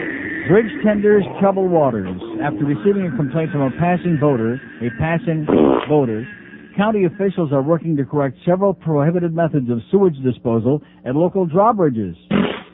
Cramped into tiny shacks, some with no disposal systems for 8 straight hours, some bridge tenders have resorted to using funnels and pipes that discharge directly onto pilings and the water below. Officials said the discharges were prohibited and pledged to correct. That's a prohibited discharge there. Oh, geez. Absolutely correct, sir. At the beach, people pee in the water every day, said environmental specialist John Ryan, who discovered the situation. It's not a big pollution issue unless you're the guy in the boat below, I guess, and then it's just rude. It's just a really rudeness issue. Well, I guess if they're just peeing in the tube, but what about if they're doing something more serious in the tube? And it's got a picture here in the inset. It shows a toilet. It says an incinerator toilet is provided at the Albee Road Bridge, but is seldom used because it stays hot for so long after each use, giving new meaning to the term hot shot. I thought that was like an insecticide. Boy, we could sure use some around here. Hot shot. Ryan's Pollution Control Division was notified about the situation December 4th after a boater in Venice's annual Christmas boat parade called in to report that some type of sewage had leaked down from the Hatchet Creek Bridge tenders. Oh, I love the way they got this written. From the Hatchet Creek Bridge tender's house and into his boat. Some form of sewage. Further investigation revealed that there was a minor leak in the sewage pipe running underneath the bridge, but that it was leaking onto the creek's bank. Absolutely correct, sir. When Ryan and others examined other bridges without sewer connections, they found some of the unusual hygiene sanitation situations. At the Minnesota Beach Road Bridge, workers told Ryan how they typically use old coffee cups as makeshift toilets and pour the filled cups out the window when no one is watching. At the Albee Road Bridge, things were even a bit more refined. Fastened onto the wall of the bridge tender's house, Ryan found a small funnel-like fixture that drained outside the wall of the tender's house onto the pilings and the intracoastal waterway below. Also at Albee Road, there's a slightly more environmentally friendly waste disposal system. It's a self-contained toilet with a built-in incinerator, but workers told Ryan that they seldom use the toilet because it can remain too hot to touch for more than an hour after each use. After talking to the bridge workers, Ryan called county officials in charge of the drawbridges. We asked them to fix it, and they readily agreed. It's small potatoes, but it is prohibited, so they'll fix it. Maybe that's what they're doing in there, small Absolutely correct, sir. potatoes. Dan Blackwood, manager of the county's Road and Bridge Operation Division, said he was shocked by Ryan's descriptions. County workers were asked to rectify the situation. Because boats come by at all hours, lunch breaks, smoke breaks, and potty breaks are not part of the bridge tender's job description. Blackwood said his division, part of the county's transportation department, is looking into ways to bring adequate toilet facilities to drawbridges located where water and sewer lines don't exist. We're going to try to see if there's a better mousetrap out there, he said. Well, I don't know about you, but you sound like some stupid, idiotic jerk. Stupid, stupid, stupid, idiotic jerk. Stupid, idiotic jerk. Idiotic jerk. Idiotic jerk. Idiotic jerk. Idiotic jerk. Idiotic jerk. Idiotic jerk. Idiotic jerk. Idiotic jerk. Idiotic jerk. Jerk. Jerk. Jerk. Jerk. Jerk. Thank you. Okay, let's do a mobile in Miami. Hello. Neil God. Yes, sir. Hey, how you doing? Pretty good. Well, what can I say about South Florida other than the fans down here are all hypocrites? The only reason they started putting up Panther flags and Marlin flags up on their cars is because they finally made the playoff. Yeah. What about during the season? Nobody put everything up during the season. Everyone's booing like they are now. Right. And then the moment they make it to the playoff or they do something great, oh, we love the Panthers, we love the Panthers. Yeah. The funny thing is now, I just finished... They're kind of like that. They're kind of like that bridge center situation. They're full of crap. Exactly. And just recently... And the funny thing is now I see Viking flags up for football. Oh, yeah. What happened? I thought this was a... It's like when the Red Wings. It's like when the Red Wings played down here early in the season. We had 2,000 people running around in the Mac Arena with Red Wing paraphernalia on because they won the Stanley Cup 2 years in a row. So all of a sudden we got all these make-believe Red Wing fans. Exactly. I'm embarrassed. I don't even want to Most think of those about people anymore. couldn't find Detroit on the map. Exactly. Neil, let me make a shameless request. Yes, sir. Haven't heard in a long time. Makes me laugh. Elmer's Floyd calling the rabbit farm. I'll work on it. All right, thanks a lot. Have a great day, pal. We have an open line in Dade, 5670560, pound 560 on the AT&T wireless line. We have tested the knowledge of the South Florida sports fans today, and we've discovered that they don't have any. But we already knew that, didn't we? We know that? Uh-huh. Here's Miami. Hello. Neil, hi, I'm a first-time caller. I just want to ask you a question. I don't want you to hang up on me now. I want to know what the situation... Now, wait a minute. Why do you say that before you proceed? Because as soon as you say that, it indicates to me that I am going to hang up on you. Not necessarily. See, necessarily. I just want to know what your... Almost guaranteed. What your dissatisfaction is with the Miami Heat. Well, what does that mean, my dissatisfaction? I have no interest in it, okay, sir? I have no interest. That's his 80th call today, little Julio. I'm not interested. Don't care about basketball. It's not a sports show, okay? It's the Neil Rogers Show, which you know, okay, my little spick friend. Don't care. No interest. Not interested in 7-foot freaks, okay? But have a nice day. Here's Hollywood. Hello. Hey, Neil. Yes, sir. That last story about the garbage really stunk. But anyway, yeah. Was at the game last night. Terminal. Absolutely terminal. Very excited about our Pavel Bure coming in. It's going to really pick up the team, or at least make it exciting. But the one thing I disagreed with you on was the ice surface. It is a bad ice surface, but Buffalo is playing on the same ice surface, and they seem to score. Sir, that's not the point. I'm not saying that we're losing because I'm saying that if you want to have a real game and an enjoyable game, and especially when you're building a team that's with all the speed on it, you want to have great ice. That's true. I mean, the fact is, Buffalo is a much better team than we are right now. I'm not surprised we lost the game, although I'm surprised we didn't show up at all. But I'm not surprised we lost the game. But the point is, if you want to see a real game, you gotta have a quality sheet of ice out there. You can't put that crap out there and expect people to enjoy what they see. It was crap. No, that's true. But you can see these guys were in the offensive zone. They weren't taking shots. They were spinning around doing pirouettes, ice angels, snow that's angels. a different issue. I'm not talking pathetic. about that. They were pathetic. That's right. But as far as the atmosphere inside the new arena, there isn't any. There isn't any. I mean, even the Miami arena was a bit better. A lot better. And you know what I think it is? It stems from most of the people, if you look around your seats, they're just there, not as hockey fans, a lot of them, just there because it's an event or something to do. They're schmoozers. Yeah, there's women there, they're talking, people aren't clapping when something's going on. I mean, maybe when they're... Exactly. I mean, so people here only go to the games just as like an event. Maybe that's what they should have named it, the arena. All right, Neil, thanks a lot. Have a great day. Bye.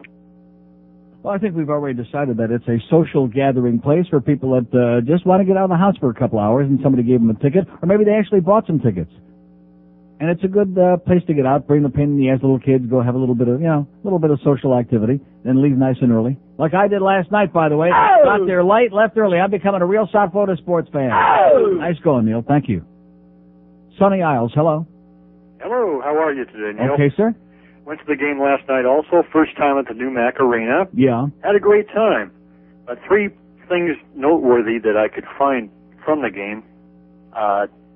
Kozlov was dribbling the puck like it was a basketball. Well, maybe he knows the NBA starting up again, and he's 6'6", he's big enough. There was a beautiful goal scored by Buffalo. We were in section 125. The pass in front of the net that was their third goal was very exciting. Yeah, Zhitnik's pass. I forget who scored the goal, but yeah. Yeah. Groshek, I think. And then one of the people in the stands, he had a Jovanovski shirt on, and he had it covered up with a beret, with Pavel Bure, with a question mark for a number. So that was a little bit of a thing. Try number 10, sir. Number 10. He wore 10 and 96 in Vancouver. He's going to be wearing. That's what we were trying to tell him, but he wouldn't listen. Now, before the game, I think this was an omen of things to come, Neil.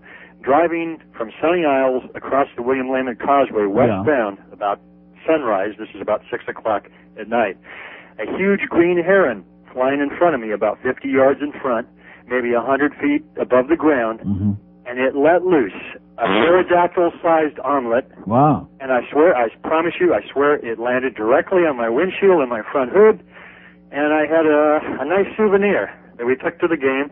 I washed it off in the morning, took a photo of it. Of course, I had to wipe the windshield so I could see what I was driving. You took a photo of it? Yeah. Well, I should have puts the lotion in the basket. Oh, I see, yeah. I was going to ask you, what does that mean? Put the lotion in the motion. Or the lotion in the basket. Like they said when the Ayatollah fell out of the plane, that puts the motion in the casket. Okay, we have two open lines in Dade, 567-0560, pound 560 on the AT&T wireless line. Isn't that what they said when they let Joe DiMaggio out of the hospital? It put the motion in the... Come on, don't be picking on Joe D. He's an American icon, mister. You don't be picking on people like that, you smart ass. Okay, sorry. At least they know who Joe DiMaggio is. Do they know who Joe DiMaggio is? No. It's 11:55 at 560 WQAM. Johnny Dykes and assholes. I needed a new wooden leg, and I got it right away.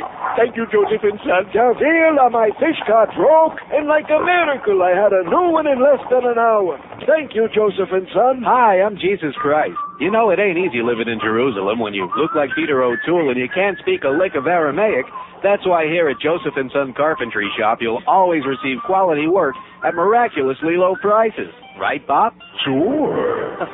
So for the finest in custom wood crafting, from a bookcase to an ark, don't settle for any schlub who just builds crosses. Try Joseph and Son Carpentry Shop.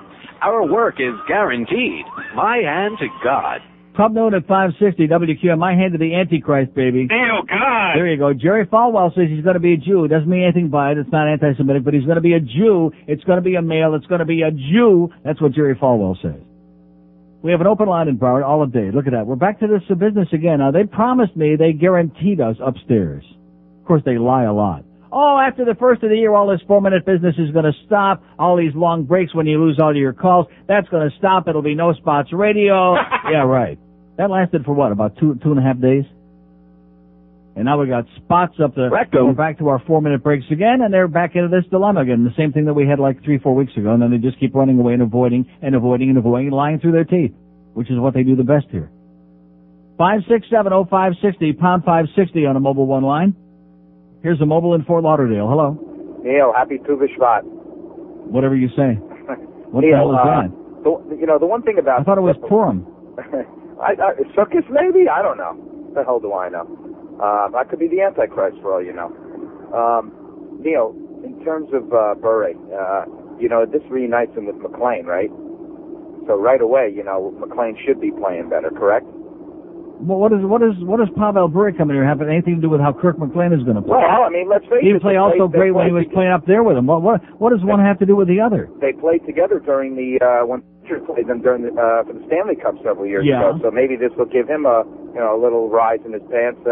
And jack him up a little bit because, boy, Burke fell apart last night. No, he did not. Burke didn't let in one bad goal last night. You're absolutely wrong. A short side. He let that one short side in, Neil. He should have never. Sir, let me say it again. He didn't let one bad goal in. I was there. Well, no, wait a minute. I wasn't there the first two. I leave it to you. I watched the game, but, I thought... Well, I could only tell by what Christina was saying on radio on the first two because I didn't see those. But the third and the fourth goals were not his fault. Now you have to raise another question. Is this guy the worst play-by-play guy you've Yes, ever heard in your life? absolutely. And you know something? Just like the newspapers here, he fits in like a glove. Neil, what the hell is going on during the game? I can't tell. I'm listening to the guy. He's jabbing with Mahler, and Jabbing with Mahler. That's going to be the name of our pregame show. Jabbing with Mahler. Okay, calm down, pal. Nobody cares.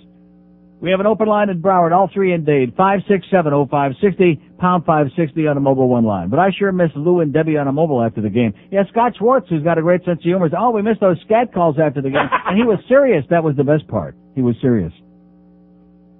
Here's Fort Lauderdale. Hello. Neil, God. Yes, sir? Okay. Did you enjoy your day off yesterday, Yes, Neil? I did, very much. Well, we missed you. I was at the Macarena yesterday, Neil, and I got to tell you, the game was pretty pathetic. Yeah.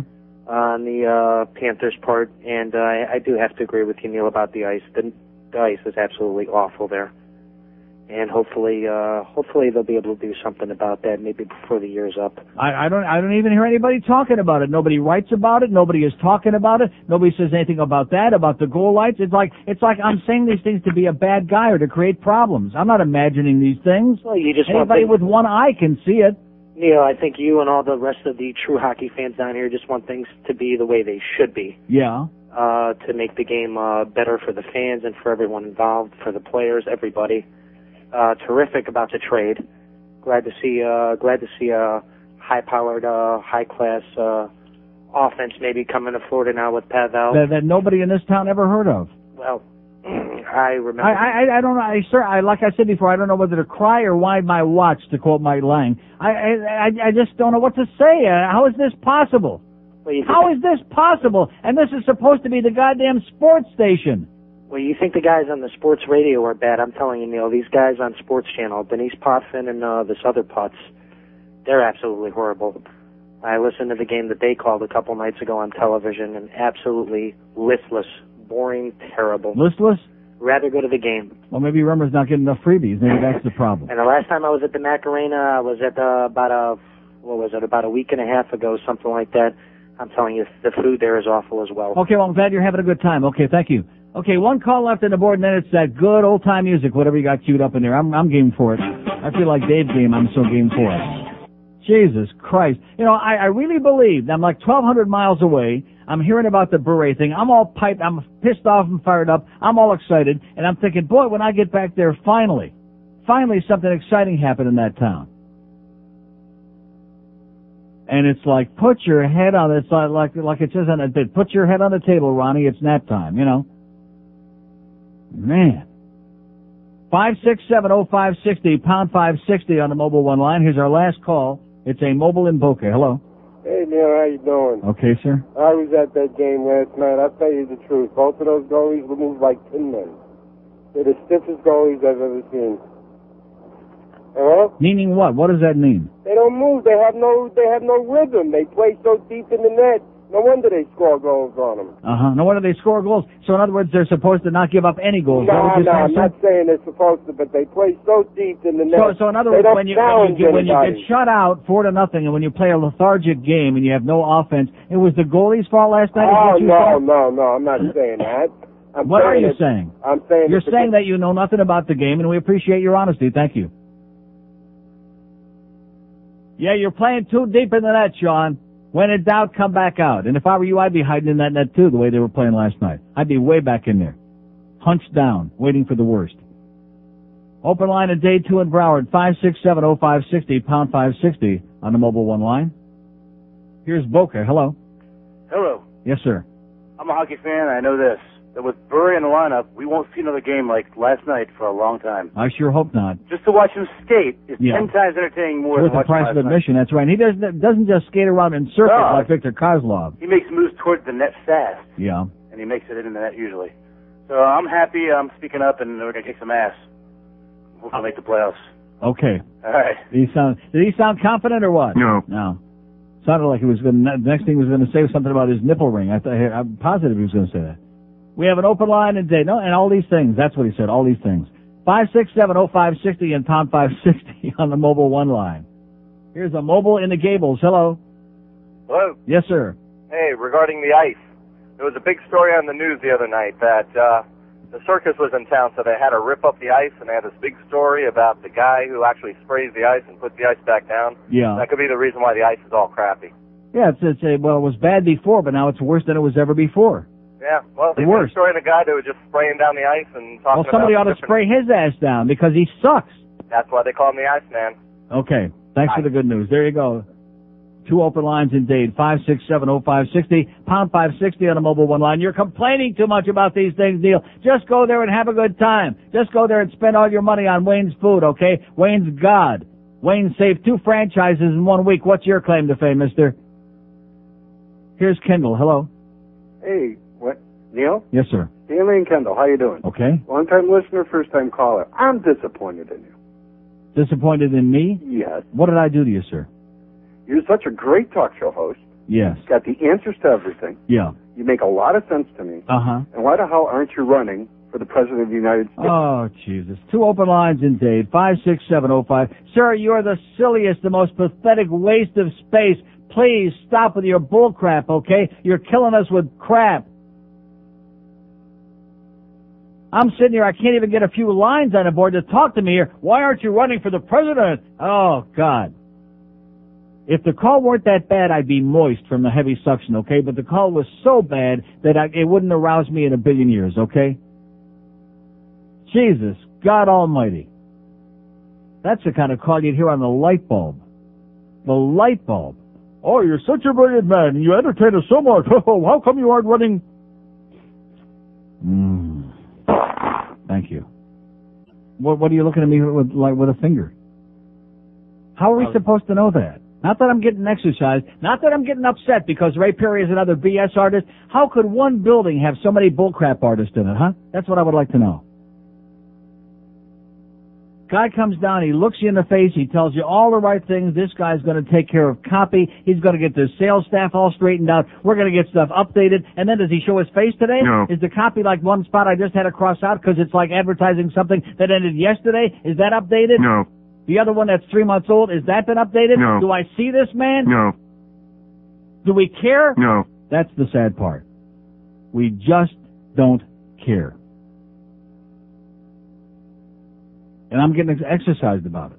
I'm getting worked up about it. Because I think we're supposed to be here doing a job for these people, and the people upstairs, these I have no idea what they're doing. Does our program director care about it? No. Does our sales manager, Screw Ann, does she care about it? No. Does Ray Perry seem to care about it? No. Does Greg Reed care about it? We have an open line in Broward, 2 in Dade, 5670560 and pound 560 on a mobile one line. Seriously, like I said before, Screw Ann, Winnick, Ray Perry, all these people, don't even waste your time coming near me. Don't even come here. I don't want to talk to you, okay? Stay the hell away, because you're all full of the same big, smelly pile of crap. They talk and they talk and they talk a good game, and when it comes down to doing even the simplest basic things, which is, like I said before, that's why it fits in like a glove. Just like the thing with the arena, which nothing works in there. Nobody cares. You gotta stop caring. That's the bottom line. Cross the spots out, stop caring. Or just do the spot that says, hey, through Monday, meaning yesterday, and expect the client to pay for it. Which I'm not gonna do. But do they care about that upstairs? No. They don't care. Just do the spot and get the money. Or let's put a couple of sponsors on back-to-back that are selling basically the same product. Do we care about that? No. No, we don't care about that. We're not concerned about client separation. We just want to throw a bunch of stuff on here, even if we got like some 10-year-old kid off the street, which we do it. People that came in that got lost, that went in there to use the tea room on Sheridan Street, which God forbid if they should open that door up. Wow. You think that bridge tender had problems? Man. Kids that walked in off the street that had to take a quick something. Oh, hey, by the way, you want to cut a spot for us while you're in here? We'll give you a couple of tickets to a ball game somewhere. Oh, that's great, mister. Where's the spot? Here's a mobile in Delray Beach. Hello. Yeah, hi. I'm a new Panther fan, but who is Pablo Bure? I'm not familiar. You're not familiar with what? Pablo Bure. Pablo what? Pablo. Raymond Bure is dead. And you ought to be too. We have an open line at Dayton 2 in Broward, 5670560. What a great attempt at humor that was. Was that great? No. That was pathetic. And by the way, go back to New York. You're still an asshole.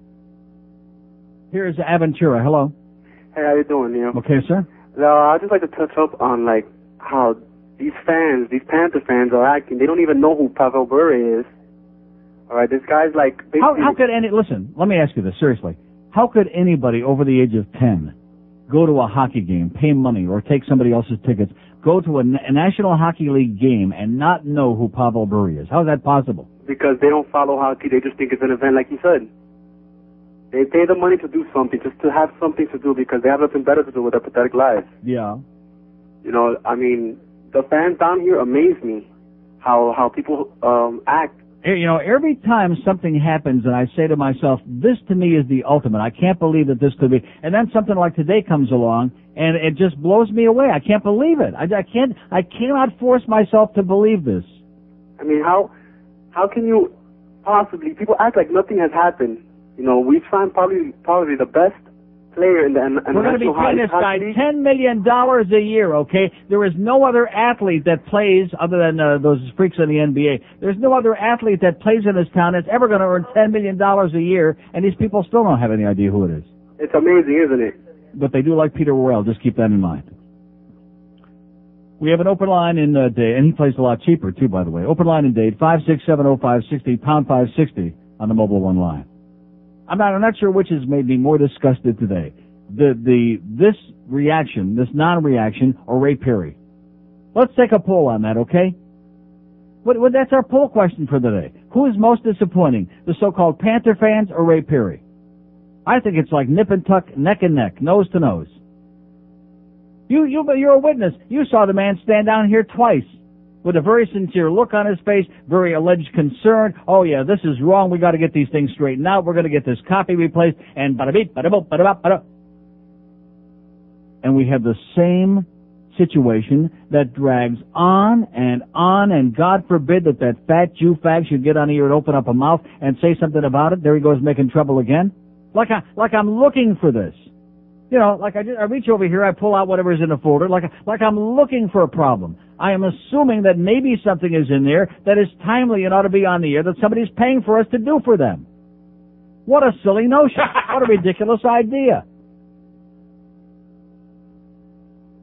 And like I said before, if I were Jeff High, I wouldn't be running around all over the Macarena yelling as loud as I could that Brooke Daniels sucks. Okay?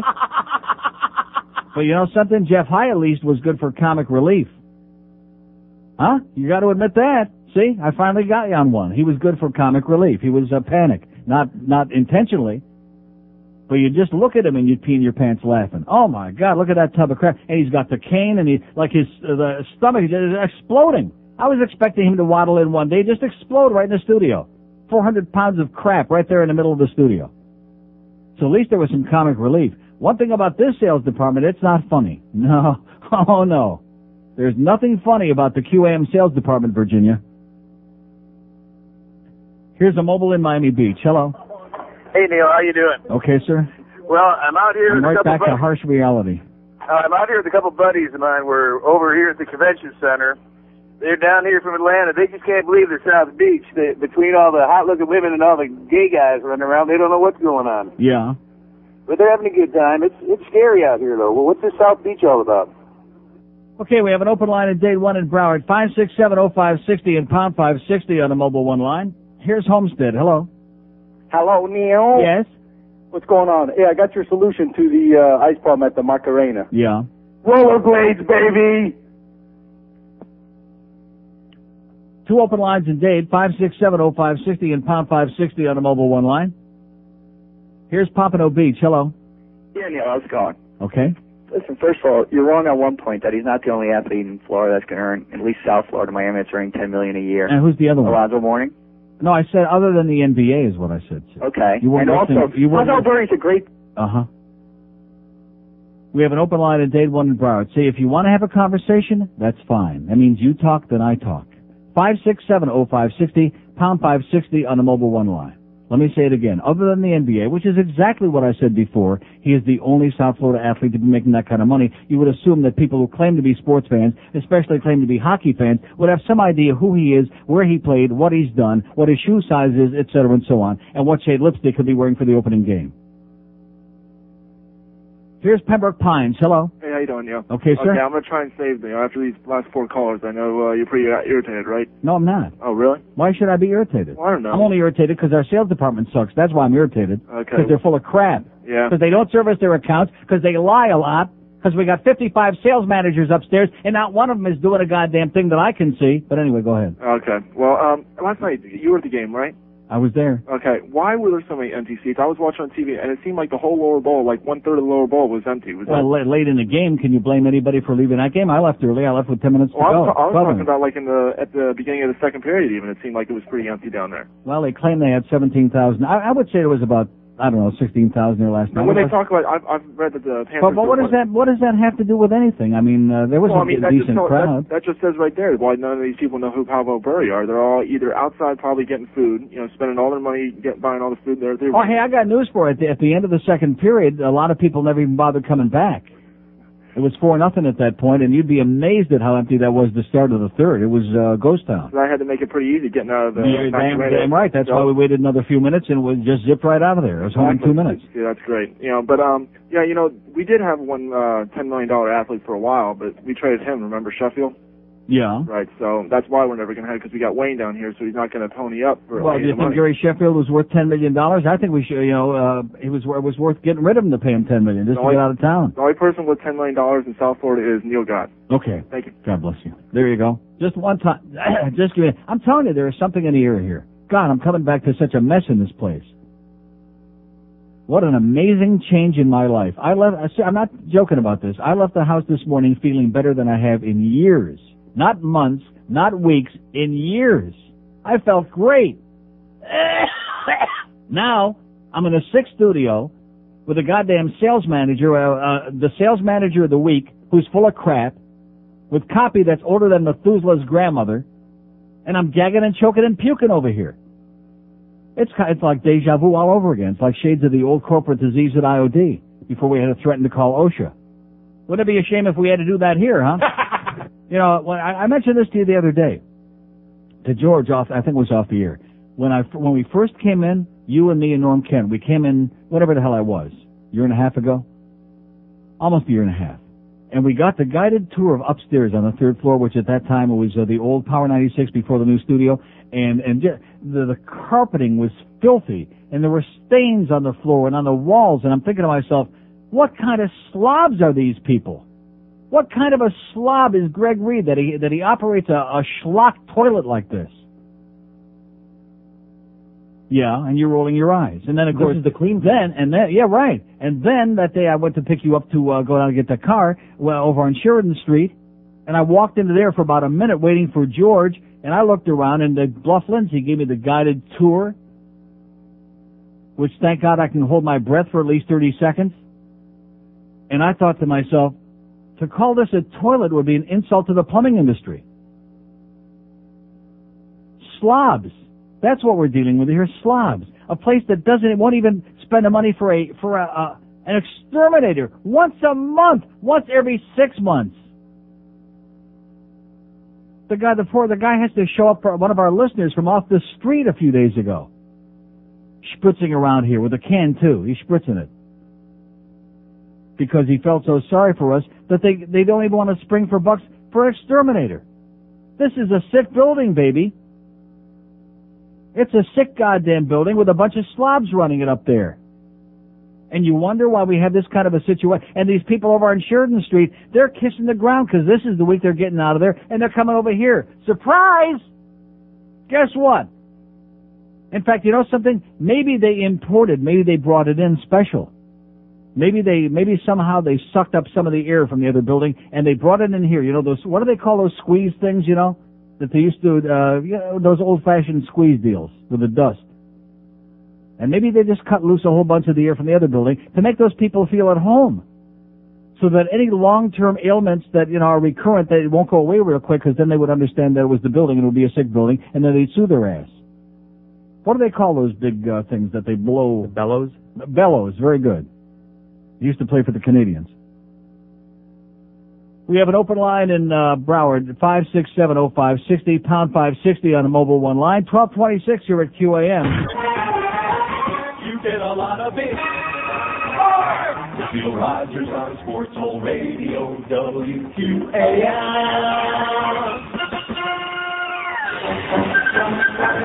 So, kid, you want a career in the Navy. What do you think you'd like to do?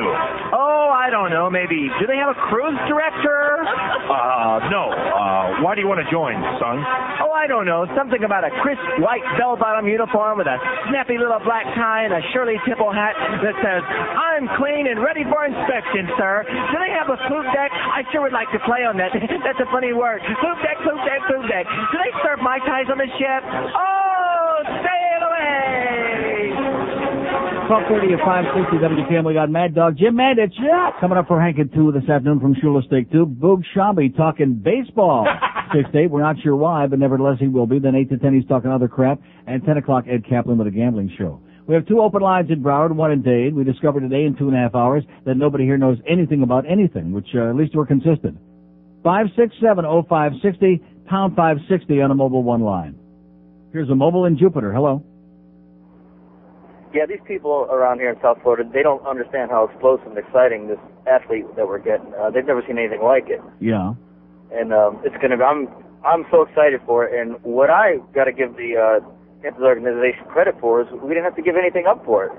It was a steal. It was a great deal. Yeah, They got rid of Gagne's $2.3 million salary, which they were dying to get rid of him, and they got rid of Special Ed. What more could you want? I've been reading the Vancouver newspapers all week because I knew it was coming down soon, or somebody was going to get them. And right.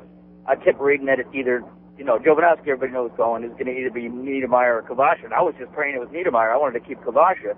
And either one had to go, so I just couldn't believe it. Yeah, it was a great deal. I did watch Gagne play last night in Vancouver, and he looked great, of course, but Yeah, but again, he was never going to be great here. He could have played here for another 5 years, and with Terry Murray, he was never going to be a player. No, I understand that. I had no problem with getting rid of him, but he did look pretty good. I saw the last part of that game. He did play good. I was watching the Panthers game. I couldn't stand it any longer. I had to watch something else.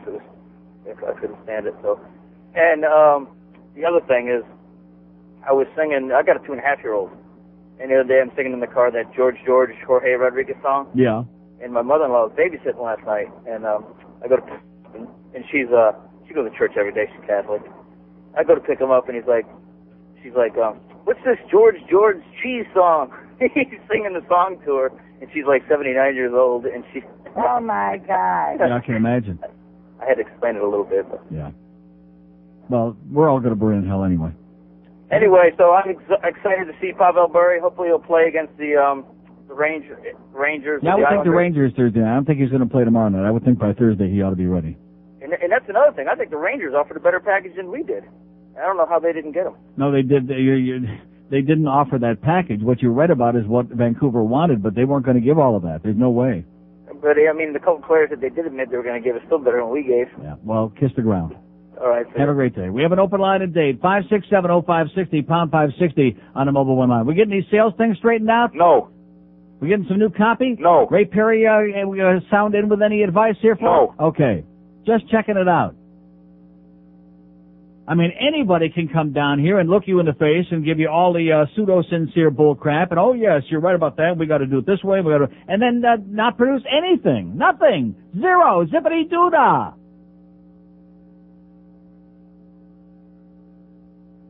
Why should this be necessary? These things should happen like clockwork, like falling out of bed in the morning, like taking a when the mood strikes you. That's how easy, how simple it should be. And just the basic elementary rudiments of broadcasting, which it's now 13 months that I've been saying this, these people haven't got a clue. And they're still raking all this money through this machine here. That's the amazing part of it. Here's a mobile in Lake Worth. Hello. Hey, Neil. Yes, sir. How you doing? Okay.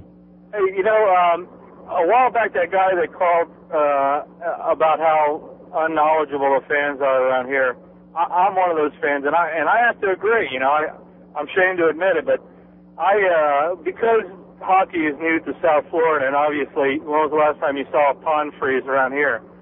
You know, it hasn't always been a big sport.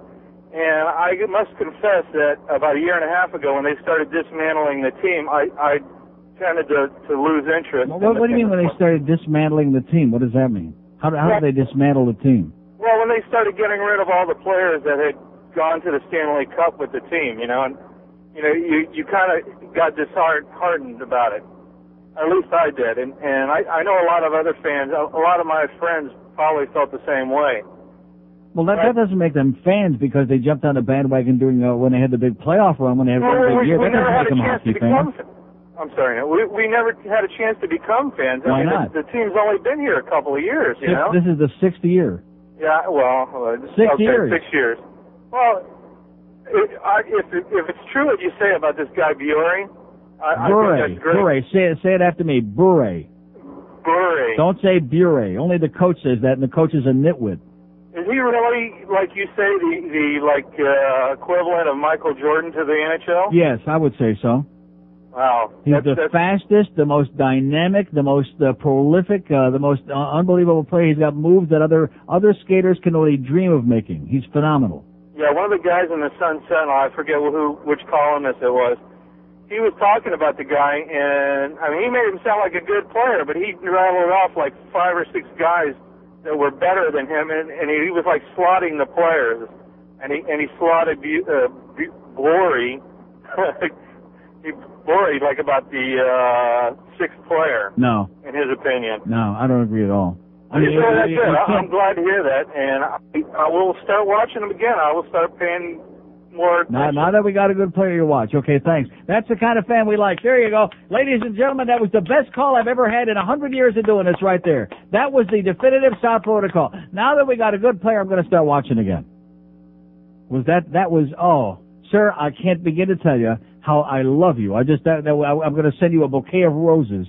Don't tell anybody. I know it's embarrassing. I'm going to send you pansies. I mean, that was just phenomenal. That's for you. I couldn't have scripted a better call than that. That was just ideal. See, when they broke it up and they started dismantling the team, no, that was the baseball team they dismantled, okay? Maybe he's thinking about Mickey Mantle with a bad liver.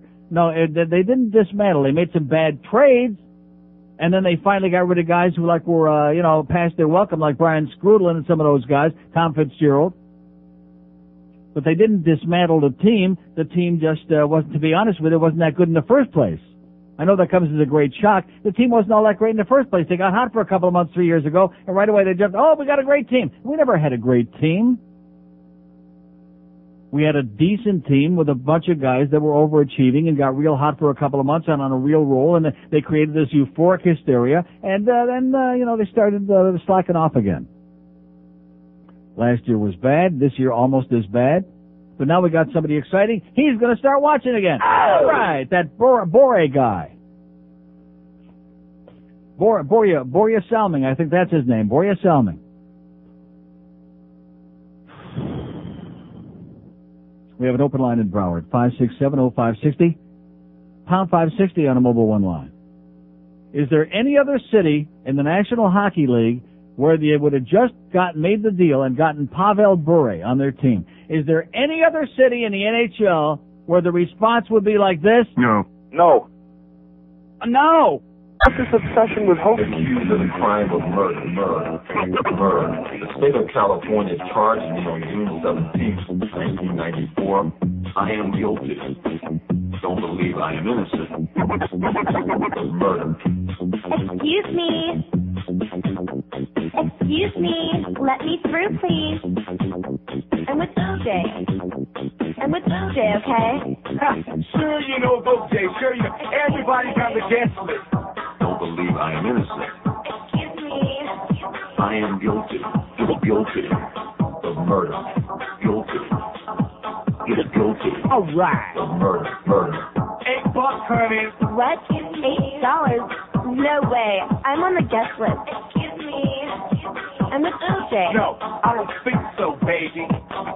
I'm the man. You're not getting in. I said I am guilty. Hey, stupid steroid face. I'm not going to pay your dumb little cover charge. I'm with OJ. I am guilty. I am guilty. I'm with J, okay? It's guilty. Why don't you go home, you little groupie? You're wasting my time. 100%. It's guilty. So move on over, I'm OJ's girl. All right, 1244 at 560 WQAM. Happy Tuesday from all your good friends here at QAM, where we are the world's biggest slobs, baby. We're going to have a big billboard campaign. We like it sloppy, fast, quick, and sloppy. That's how we like it here. I'm serious. These people upstairs, if they had to, there could be 2 pounds of cow crap on the floor up there, and they just roll their pant legs up to their knees, maybe, and they just kind of like waddle around it all day and just go about their business, whatever their business might be. Here's Miami. Hello. Yo, how you doing? Okay, sir. I think this is probably the first time that it's actually good that Brian Murray slurs his words. I think maybe Vancouver thought they were getting a few more players involved. Yeah. And? I don't know. I just figured you. Okay, thank you. Okay, we have an open line today, 567-0560, pound 560 on the mobile one line. There's another real good reaction from the South Florida fans. They know their crap, baby. They know their stuff. Here's a call from Naples. Hello. Naples. Yes, sir. That's me. Neil, have you read the story on Sean Rowe from the New Times? No. About him being hit by a freight train? About him stealing a freight train? Well, that's what your joke usually is. No, he was. This is an AP article in the Naples Daily News here. Sean Rowe, reporter for the New Times of Broward, Palm Beach, left the party walking along some railroad tracks and was hit by a train. And? I wonder if he's in critical condition. Tom Walsh quotes him saying he was drinking and he seems to be alert. He was drinking and he seemed to be alert? Well, I'm quoting Walsh from the AP here. I know you. I'm critical. Was this before he got on the tracks or afterward? He was drinking. He left a Fort Lauderdale pub with 3 other reporters. So he was drinking. True. Yeah. Now, I know you're critical of the local press there, and you've mentioned New Times before. Do you know Sean Rowe at all? I never heard of Sean Rowe. Okay, well. I've heard of Death Row. He might be there. I've heard of Fish Row. I've heard of Preacher Row. Well, anyway, that's a story in the Saturday paper when you were gone. And, yeah. Boy, I sure missed the good stuff, huh? Well, he's not missing it too much. Didn't see that in the Toronto Sun at all. You know, when I asked some of your friends there how this guy's doing, he's probably in some bad shape right now. But by the way, the 2 calls ago, I guess that should teach all you kids out there: don't drink and run around the railroad tracks. God, the worst part here is what it says here. Don't we have PSAs warning people to do things like that? Don't drink and run on the railroad tracks. Rowe of Lauderdale asked for a nickel. That big old choo-choo train comes along every now and then, man. Rowe asked for a nickel, and one of the others right out of you. One of the others in the group handed him a nickel. I like the way that thing sounds on this phone line. I could keep you on here forever, sir. There's just something about the way that sounds on this line. You know what I'm saying? Maybe it's the Naples aroma. That's probably the problem. Could you get our number, please, over here? A toll-free number, please? Oh yeah. Please, please. Have a great day, pal. Bye. He's got a good. What time does his show start? Yeah, what can we do for Neil? What can we do for that show? You know, he's done such a great job for us. What can we do for him? Well, how about a phone line for the West Coast? Oh, geez, that costs money. Well, how about getting the spots in there? Oh, well, we got a whole changeover in the sales department again. Yeah, we'll probably have a new sales manager like by Wednesday this week. We'll have another one. We have an open line at date, 567-0560, pound 560 on the mobile one line. Here's a mobile in Margate. Hello. Hello. Yes, sir. He had 4 broken ribs, a fractured skull, a collapsed lung, a dislocated shoulder, and tarred and gravel jammed in under his scalp. You mean the guy with the choo-choo train? The reporter who was celebrating. Oh. And he's going to be fine. Well, there you go. Can you believe that? He takes Probably was feeling no pain. He takes complete blame for it. He's not going to sue the railroad. Well, isn't that damn white of him? That's great. But he was so drunk. Anyway, I wanted to tell you, George... Like I said, he was feeling no pain. George did a fabulous job yesterday. Excellent. Thank God. Thank you. And you're welcome. Okay, we have an open line at Dade, one at Broward, 567-0560, pound 560 on the mobile one. I thought you said you had a mediocre show yesterday, is what you told me. I don't know. I felt a little scatterbrained. It was like all over the road. Yeah. Well, if you would have talked about that Pavel Bure stuff, that's the hot stuff in town, don't you understand? No. Here's a mobile in Pirine. Hello.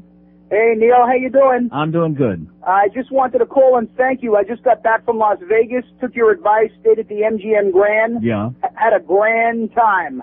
Now, were you out there when the fight was going on Saturday? We left Friday night. We couldn't stay for the fight, but we were there for all the hoopla and all the media. We saw the biggest shootings. Yeah. We saw the oldest draft dodger in the world, Muhammad Ali, and Bobby Cheswick, and a couple of the other fighters from around, some celebrities. Yeah. We had a great time. We didn't get to the Rosewood Grill, but we did eat at the Stratosphere, up at the top of the Stratosphere. What a great view of the entire city. Uh-huh. And as you said, the MGM Grand has fantastic service. It's a beautiful hotel. It's rather large, real large. I mean, yeah. I'm kind of wondering, are there more light bulbs on the strip or slot machines? Both. But what a great town. We had a great time. Real live people walking around, just having a good old time in. And, I fed the machines, dropped a couple at the craps table, took a crap, and we had a great time. Excellent. Congratulations, sir. Let me know next time you're going. I'd love to go with you. Okay. Bye-bye. No chance. We have an open line at Broward, 5670560. Yeah, let's do one of those group trips to Vegas, huh? Come on, everybody. No. Come on. No. Get Bob Lincoln on the phone. No. Oh, by the way, speaking of Bob Lincoln, I have to find out about American, Air Transat. There are all these little airlines, what the hell do they call them? They're non-conventional airlines, like Air Transat and Canada 3000 that fly to Toronto and, at like real times when you might want to go, also from Fort Lauderdale. But you just can't find out about them for whatever reason. But good old Bob Lincoln, he'll have the stuff on it. Come on, Bob, Air Transat. Fax me all the crap you got where it's at. Here's Miami Beach. Hello. Neil, how you doing? Okay, sir. Listen, these people with the Pavel Bure. Pavel what? Bure. Bure? Sorry. I've always made that mistake with him, but I know very well who he is. He wore number 10. He almost beat the Rangers. Took him to game 7. What number did he wear the last 2 years? 96. Yeah, good. Excellent. I don't know why he switched to 96, and he also he's going back to 10, by the way. You'll be pleased to know he's going back to 10. Yeah, but because he said most of the people in South Florida can't count as high as 96. He's a good-looking guy. He is. I think so. Yeah. But listen, okay, Pavel, okay, Alexander McGillney, or Timu Solani. I mean, of those three, you think Pavel's the best? What was the second one? Alexander McGillney. Oh, he's not as good as Bure. Are you kidding me? Well, you know Alexander McGillney? Ever since he left the Sabres, I haven't followed him. But he's good. He's a good player. He's a star, but he's not a superstar. Yeah, there are a few superstars: Eric Lindros, Jaromir Jagr, Paul Kariya, Timu Solani, and Mike Madonna, maybe. No, Pavel Bure. Okay, and also superstar. Listen. I love this guy. I think he can play. You know what I'm saying? I think he's perfect because with all this traffic. Let's just hope that Terry Murray doesn't pee on his parade somehow. Yeah. Also, listen. I know you like. Because I know that when Terry Murray was in Philadelphia last year, Eric Lindros hated him like poison, and that's one of the main reasons. And the whole team hated him like poison, which is why they blew his ass out of there. Exactly. Which is why I noticed another shout out for the Beezer last night. I just mentioned in passing since we're hockey intensive on his call. Anyway, go ahead. Okay, and listen, I got two things to talk about before I close the call. Also the sales staff, but I rented a movie last night that's called Homegrown. Now, I know you don't smoke weed, but obviously it's about weed. It's got Billy Bob Thornton, John Lithgow, Jamie Lee Curtis, Ted Danson, John Bon Jovi. Yeah. And by the way, also I have a delivery coming to my door, which is always nice. And listen, in closing, your sales staff, they suck. They can pay me $50,000 a year. I'll come in there for 2 hours a day. I'll sit down, I'll look over the thing, and I'm done. You need to have a consultant. You need to put some people, their asses on the line. Any other business, I mean, someone needs to walk in there and fire these people. How could they not get it straight? All right. Nice one. Okay, God bless you. See, there you go. This guy, he didn't even know what it's all about, and he's got it down to a science. I mean, how difficult is it? Especially selling the shows on this station, especially this one, by the way. How difficult should that be? Piece of cake. Of course, anybody can sell spots, but, servicing and getting it right, that's another story. Anybody can pretend that they're going to put a spot on the air. Like Plastic Man. Oh, yeah, Neil will be there at 2 o'clock. He'll be knocking on your door, right? Like Fat Boy over there at Clear Channel. Jeff High, who's busy running around telling everybody who'll listen that Brooke Daniels' show blows, which we already know that. We already know her show blows. With or without the waxy build-up, okay? Now, was she doing that to get rid of the facial hair or what? With that ball of wax? No. That was a joke. Oh, it wasn't a joke. Here's Sunrise. Hello. Hello. Yes, sir. Neil, 3 things. Yes. First of all, you talk about the ambiance or what goes on at the arena. I went to the circus, and for previous years I used to go to the West Palm Beach Auditorium. Right. And out there, people appreciated, applauded. They just sat there. Huh? the same thing like a hockey game, up and down and this and that, and Right. walking around in cotton candy. Second of all, if you watch a Panther game on TV, all they want to do is show shots of women with big boobs walking up and down the aisle. Yeah. And then Well, third listen, of all, if they stopped doing that, the attendance would drop in half. third of all, today Michael Russo writes, it was a huge commitment by owner H. Wayne Huizinga and proof that he, as well as management, is willing to take the team to the next level. If that was the truth, why is Beezer a flyer? Yeah, because he didn't want to pay him the money. Oh, you don't want to pay. You know, it's hypocritical. It is hypocritical. He got backed into a corner. He's got a horseball team that's going nowhere, that it wasn't going to make the playoffs, and all of a sudden now he's become, he's desperate about his public relations and his image, so now all of a sudden he's cutting loose a few bucks. But in the meantime, they're getting rid of Gagne's salary. They're going to get rid of a bunch of. He's not going to spend that much more money in the first place. He's phonier than a $3 bill. Have a great day. Well, I'll tell you what. He's an asshole. That's right. We took a poll here last week, and I'm not going to kiss his ass or a picture of his pimply ass, okay? And all these headlines, all these asshole sports writers, Huizinga saves second franchise in a week. He saved the franchise. Like we were right on the verge of losing the teams until he got Jimmy to sign, to stick around, until he signed Pavel Bure, which I'm delighted. Nice going there, BM. Great deal. But does that make me think Wayne is a great guy? No. Still a piece of crap. And the proof of the pudding is the conditions in that arena. All these things. That's right. How come we don't have that, by the way? Because the woman's screaming over it. That's all right. That makes it even better. All these things.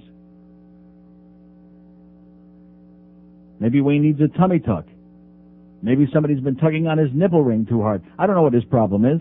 He's just a hard ass. All of these things. Very good. Excellent. What's wrong with that? Nothing, I guess. Sounds clean as a whistle to me. We have an open line at Dade 1 in Broward, 567-0560, pound 560 on the mobile one line. Had a little bit of a relapse there this morning. Seems to have gone away, thank God. I think it's my QAM allergy back in the building. Or maybe it's my South Florida allergy. That could be it. Or maybe it's my Ray Perry allergy, and I haven't even seen him this morning. Or in a hell of a long time, by the way.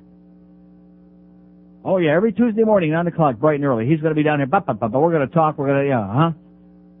Hey, listen, I wouldn't show my face either if I got the results that you got, mister. You can hide behind a beard only so long. The Neil Rogers Show, now on 560 WQAM, Miami, Fort Lauderdale. Oh, boy, it's the 1 to 2 hour. This is Debbie. Hi, Debbie. I'm interested in getting some operations done.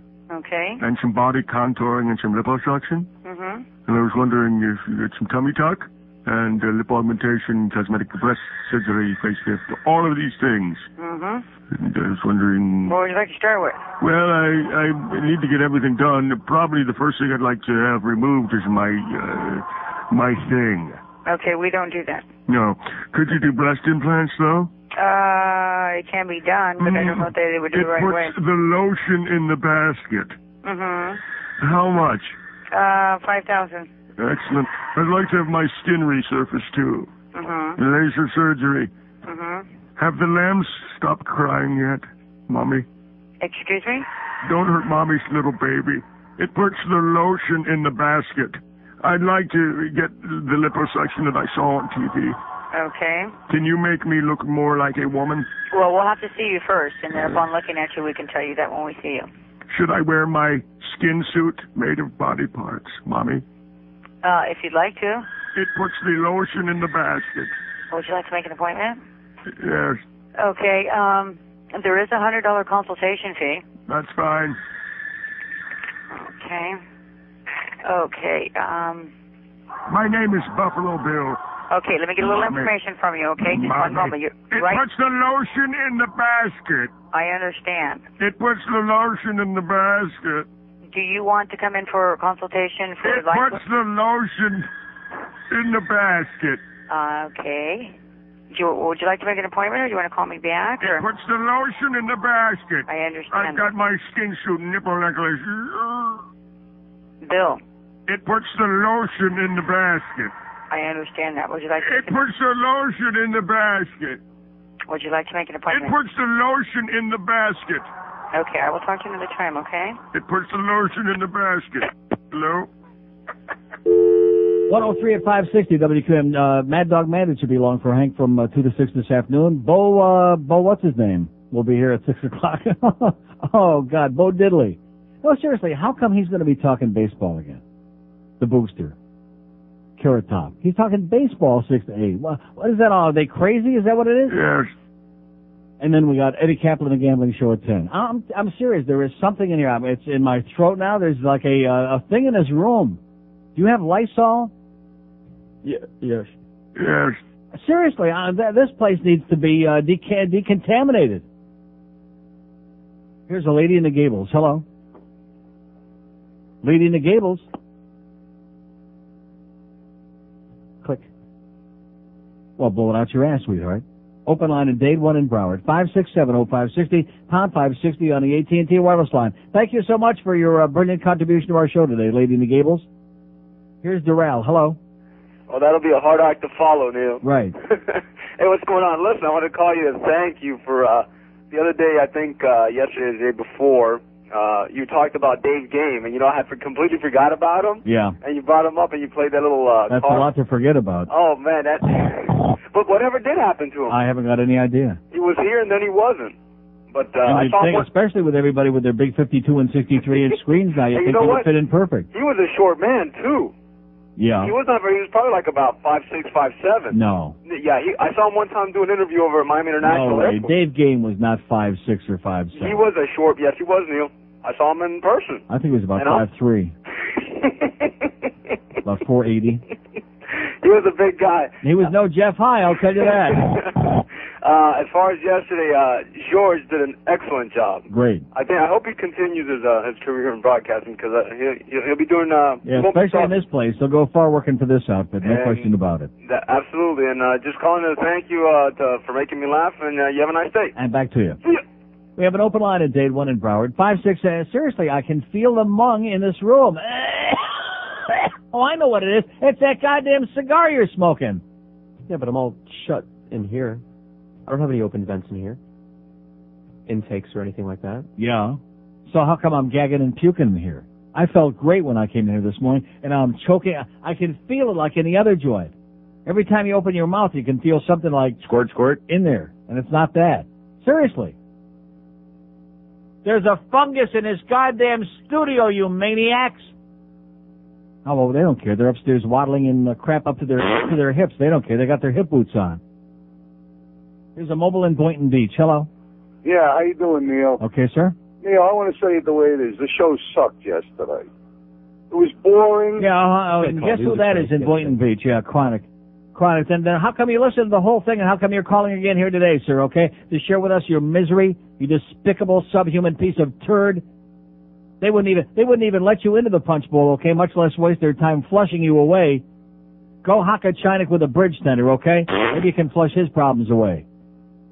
Open line at Dade 1. As soon as I see Boynton Beach on there, every single time I know it's that piece of crap. You can smell it, you can feel it, you can hear it. Walking, living turd on legs. Here's a mobile in Miami Lakes. Hello. Hi, Neil. Hope I can do better than that one. Yeah, well, he's at least consistent. I tell you, you're talking about the trade. When I was listening to the trade, I got What trade was excited. that? Excuse me? What trade is that? The trade with the hockey. Oh, there was a hockey trade? The most I got excited is when there was no more Eddie. Yeah. That's what made me the That, most. that's like a bonus. We got rid of Special Ed and Dave Gagne and a big salary. They were sensational. I couldn't believe it because I don't know much about Bure, but when I saw him on film. Bure. Not Bure. Bure. You sound like Terry Murray now. You don't want to do that. Well, I don't want to do that, but I just saw a little bit of film on him, which I didn't know much about, and he looks like dynamite. He is. And the fact that Eddie's gone, I couldn't believe the whole thing went down like that. Even if we didn't get anything in return, Eddie being gone, that should make people happy. I was afraid we were going to have to live with Eddie for the rest of our lives. And then don't you remember this is the same general manager who said that we would never trade Eddie? He's going to be a superstar in this league someday. Right. He's a superstar. He would turn my stomach when I see him on the ice. But anyway, I want to thank you for being honest on the radio and telling everybody how it is because they don't want to hear it. And that guy that told you that you could run for presidency, your platform will be a little bit of do no harm, right? Have a great day, pal. Right. We have an open line at Broward, 5670560, pound 560 on the AT&T wireless line on a Tuesday that will live in infamy. I'm going to go home. I'm going to sit there. I'm not going to Mommy's today because she already left me some food at the house. I'm going to sit there. I'm going to bury myself in the middle of a cheeseburger. I'm going to take a big piece of onion and just sit there and suck on it all day. I'm just going to take a big raw onion and suck on it all day.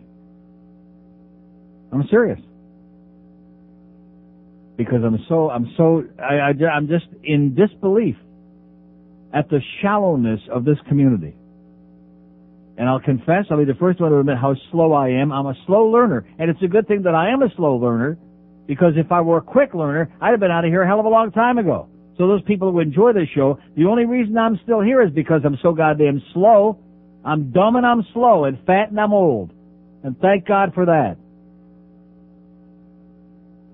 Because, boy, is this a bizarre... How many times have I said right from the beginning of the year about that Macarena and all those people in there, they haven't got any interest or any idea what's going on? And all I can say is... Absolutely correct, sir. And now I'm surprised that I was right. I'm surprised to the extent that I was right. Just automatically, you would assume if somebody's going to make take the effort to get in their car and waste the gas money and pay for the parking and pay for the ticket, or somebody else paid for a ticket, you'd think that there'd be some interest, some knowledge, something as to what's going on wherever they're going. No. To a game. No. To a movie. No. To a cockfight. No. Something. No. To a radio station to sell spots. No. 10 minutes after 1. How's Ray Perry doing, by the way? Anybody seen him today? No. Neil God. As prosecutor for the fright, you're like a Nazi from the old Third Reich. A splinted anus to find anything, like women who like it in between. What's your problem, Kenny Starr? Don't you think you've gone too far? Everybody thinks you are like Joseph McCarthy. Did you know that Joe McCarthy was gay? The kind of life you can't accept he never paid. He kept Roy Cohn close by his side until he got fired when Rogan died. What's your problem, Kenny Starr? It's too bad Edward Burroughs gone. He would want to take you on like Joseph McCarthy. Creep, creep, creep, creep, oi! Oi! Creep, creep, creep, creep, oi! Creep, creep, creep, creep, oi! Coming soon to a theater near you. Christopher Reeve is Superman 5. Help! Help! Superman! Superman, quick! Jimmy Olsen is drowning! Hey, here comes Superman! Here he comes! He's in a wheelchair. Hurry up, Superman!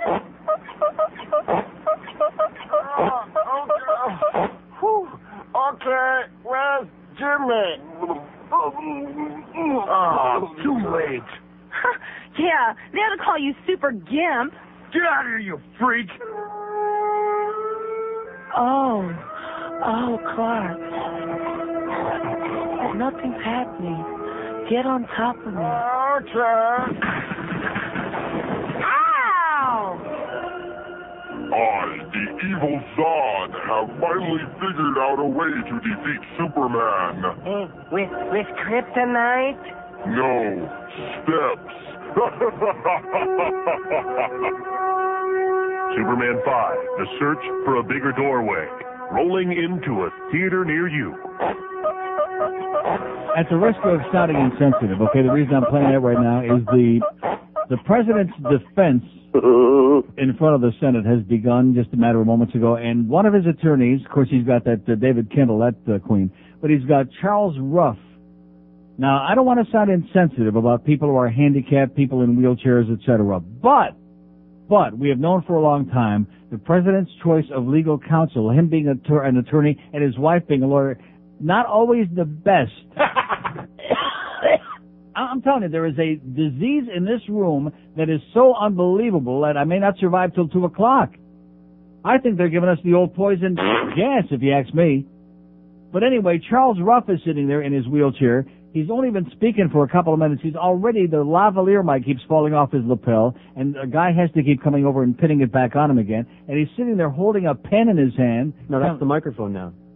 Oh, is that what he's holding? Instead of letting it fall off. He's shaking it.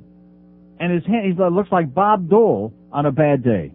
He's got it in his hand, and he's shaking it, and the lavalier mic, too. During immunity from state prosecution. Oh, get it. I mean, man.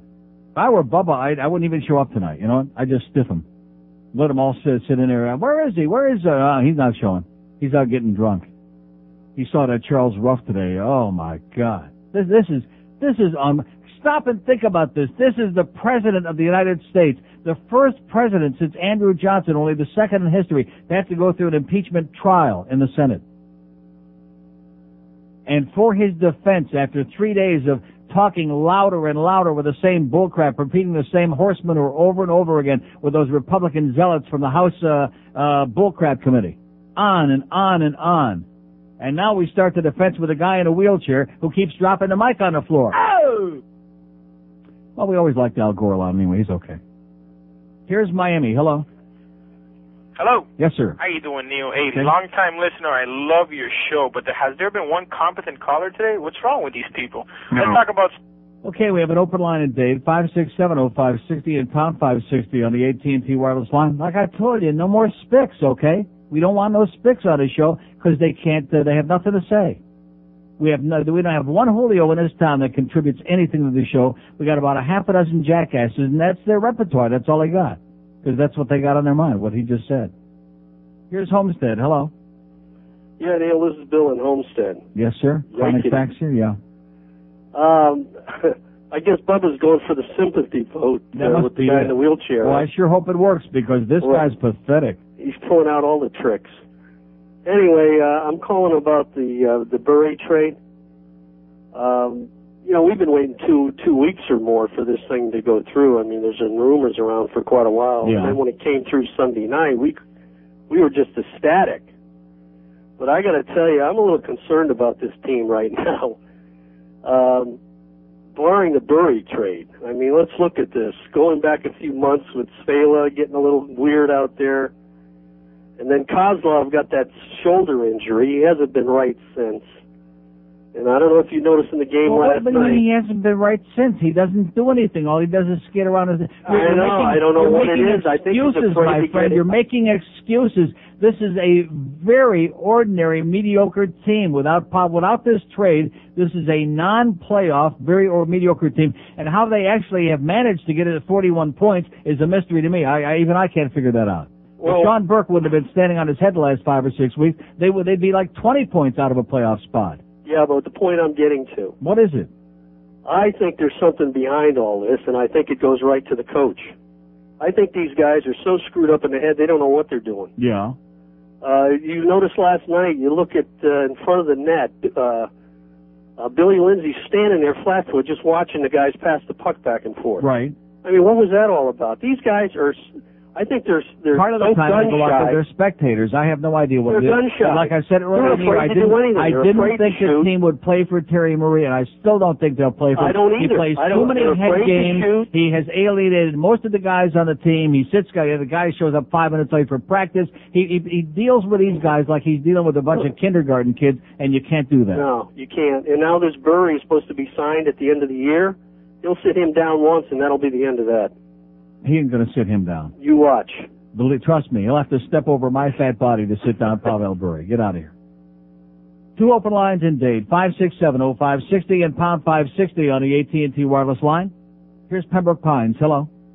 Hey, Neil. Yes, sir. How you doing today? Okay. Okay, listen, when are you going to go back to the old format of your show and just have a Neil Rogers show? Today's been all hockey craze. What's going on with you? Meaning what? What would you Meaning like? that, you always what would claim you not like to to have a talk score about? show. What would you like to talk about? Anything, plantation, police department, anything you wish. What about plantation? No, I'm just saying, whatever you Well, want. what about them? Well, let's hear what you got. Okay, no, I don't have anything. Oh, okay, thank you.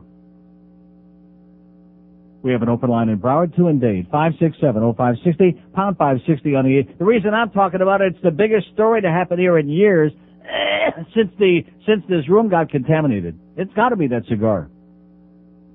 But all the air from your room comes into my room. Let me say it again. I'm gagging and choking literally in this long room. Before I lit it up. Like I said, it's not the cigar. It's from Nick's. Couldn't be that cigar. It must be this room. I'm going to have to do the show out in the hallway, I think.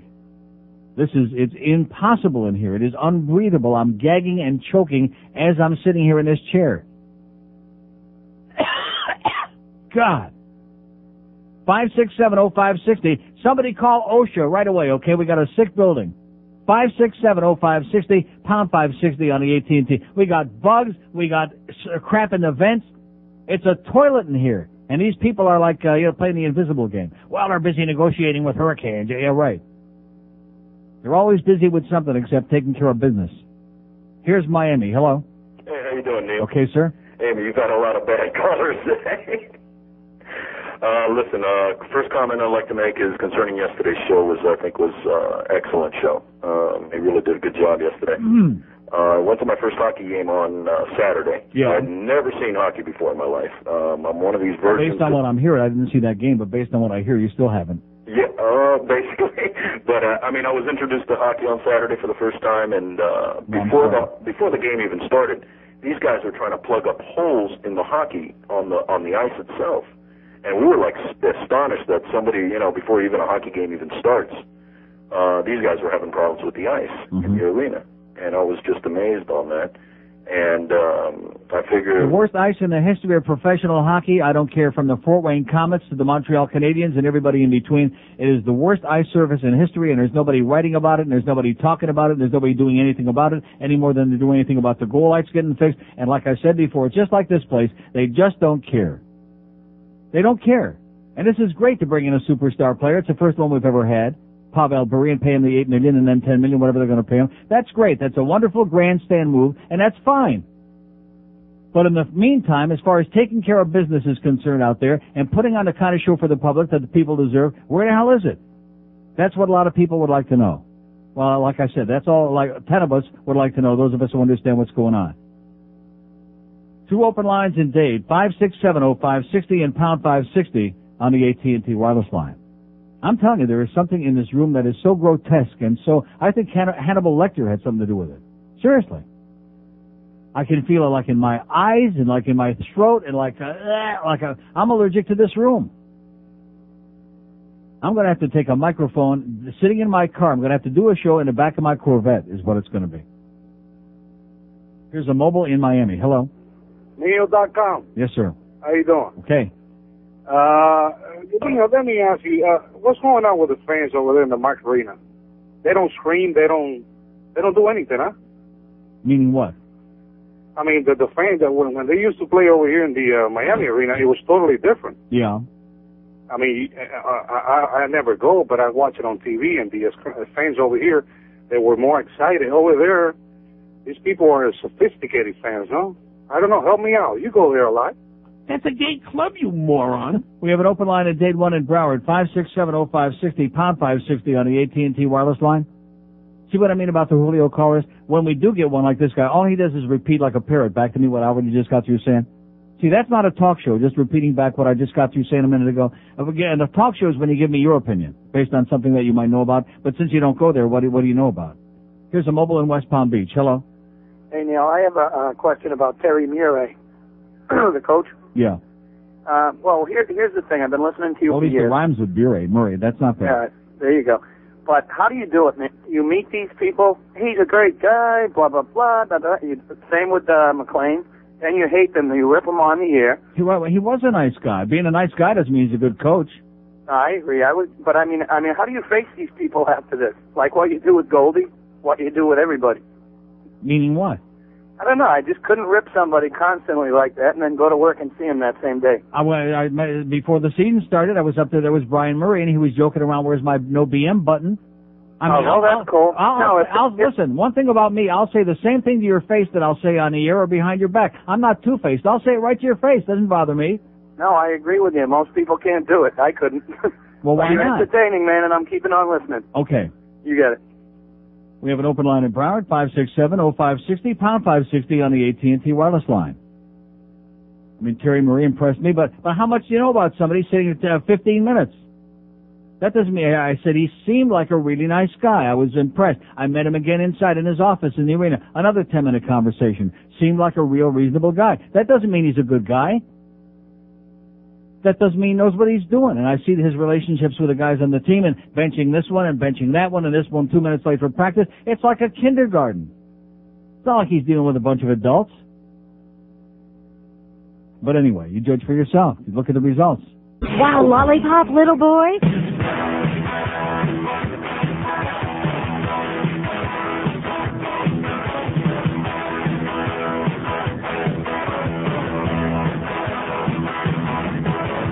He's a wonder boy toy.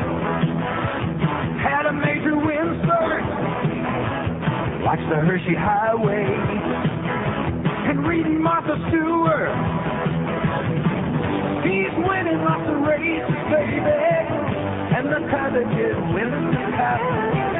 Rearing Earnhardt was no mistake. Just getting mud for the duck. Boys of the rainbow. Quickest pit in NASCAR. Wiping ass on Mars. His friend sheets at Gamar. Fans won't be tickled when they find out he makes six trickle. Watch him race away. Hot damn, the boy is gay. Jordan is gay. Woo, that hurts.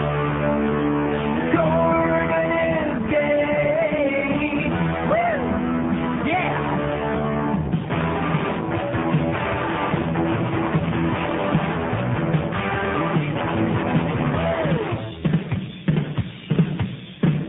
On the racetrack, laps he can maneuver, has the biggest fan club, and he sucks just like a Hoover. He'll bend over for a guy now, baby. Everything that he likes to home. His racing outfit always matches. Hey, look at him, he's wearing red. Fans won't be tickled when they find out he makes it trickle. Watch him race away. I damn, the boy is gay. Jordan is gay. Woo! Jordan is gay. Don't touch me there. He puts the lotion in the basket. Feeling good now. Yeah!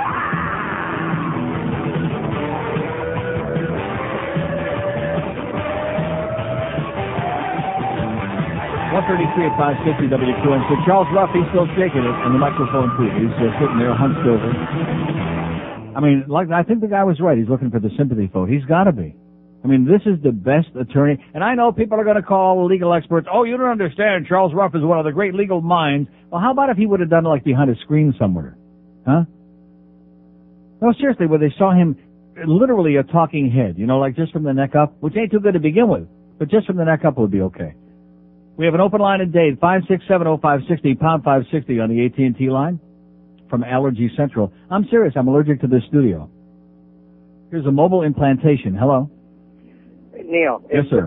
Pavel Bure being as good as he is and team morale being so low and they're playing like such crap lately, do you think he's going to have a big impact on the team in the short term? I haven't got any idea.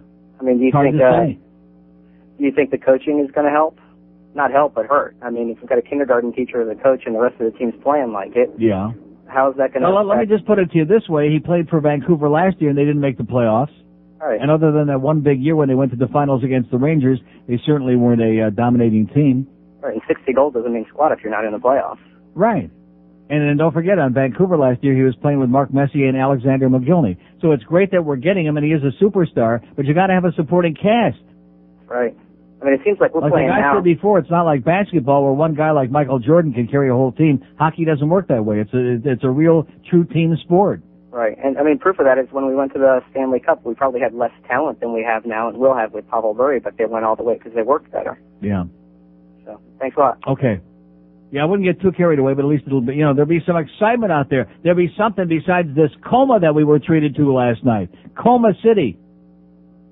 We have an open line in Dade, 567-0560, pound 560 on the AT&T line.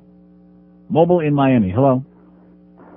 Neil? Yes, sir. How you doing? Okay. First time caller. My name is Frank.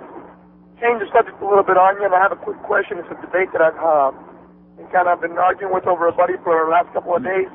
Hoping maybe you or George can help me out. I understand that in the Old Testament, Adam and Eve were the first creations of Christ, and the first creations of Christ? Or of God. Of what's his name? Yeah. Yeah. Yeshua. And their siblings were Cain and Abel. Okay, tired. It's boring, sir. It's boring. Okay, they had sisters. It was incest, and et cetera, and so on. Okay. God. Oh, Jesus. God, help us.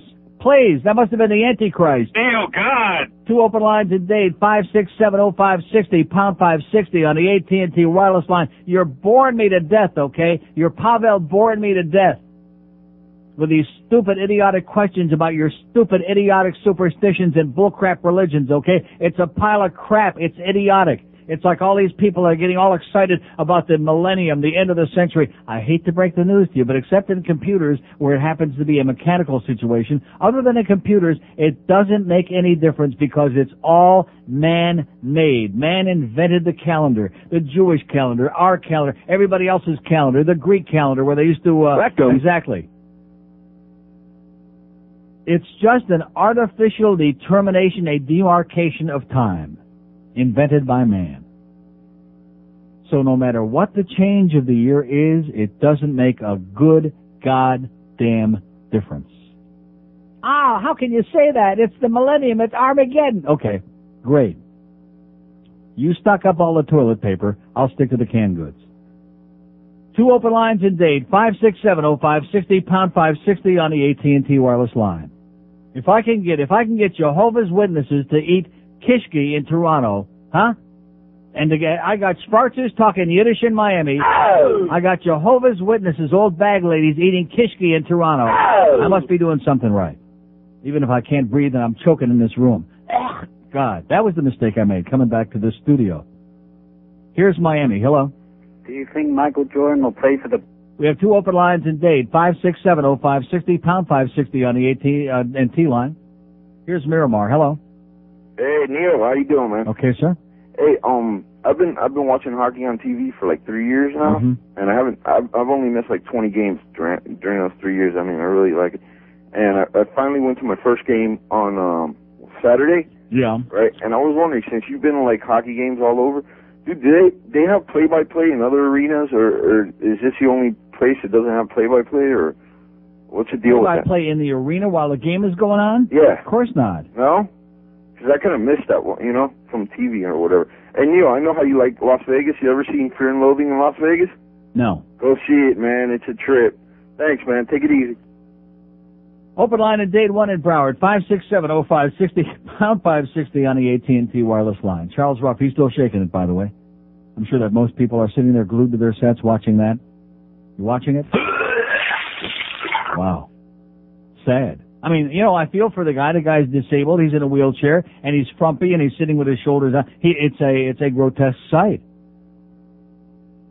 And I don't know if I had the audio up, if I'd be able to, concentrate on what he was really saying, as opposed to looking at him and the fact that it looks like he's about ready to crumble at any given moment. Yo, man, what's up with your Gotham Spoker? 1 fish, 2 fish, red fish, blue fish, black fish, blue fish, old fish, new fish. 1 fish, 2 fish, red fish, blue fish, black fish, blue fish, old fish, new fish.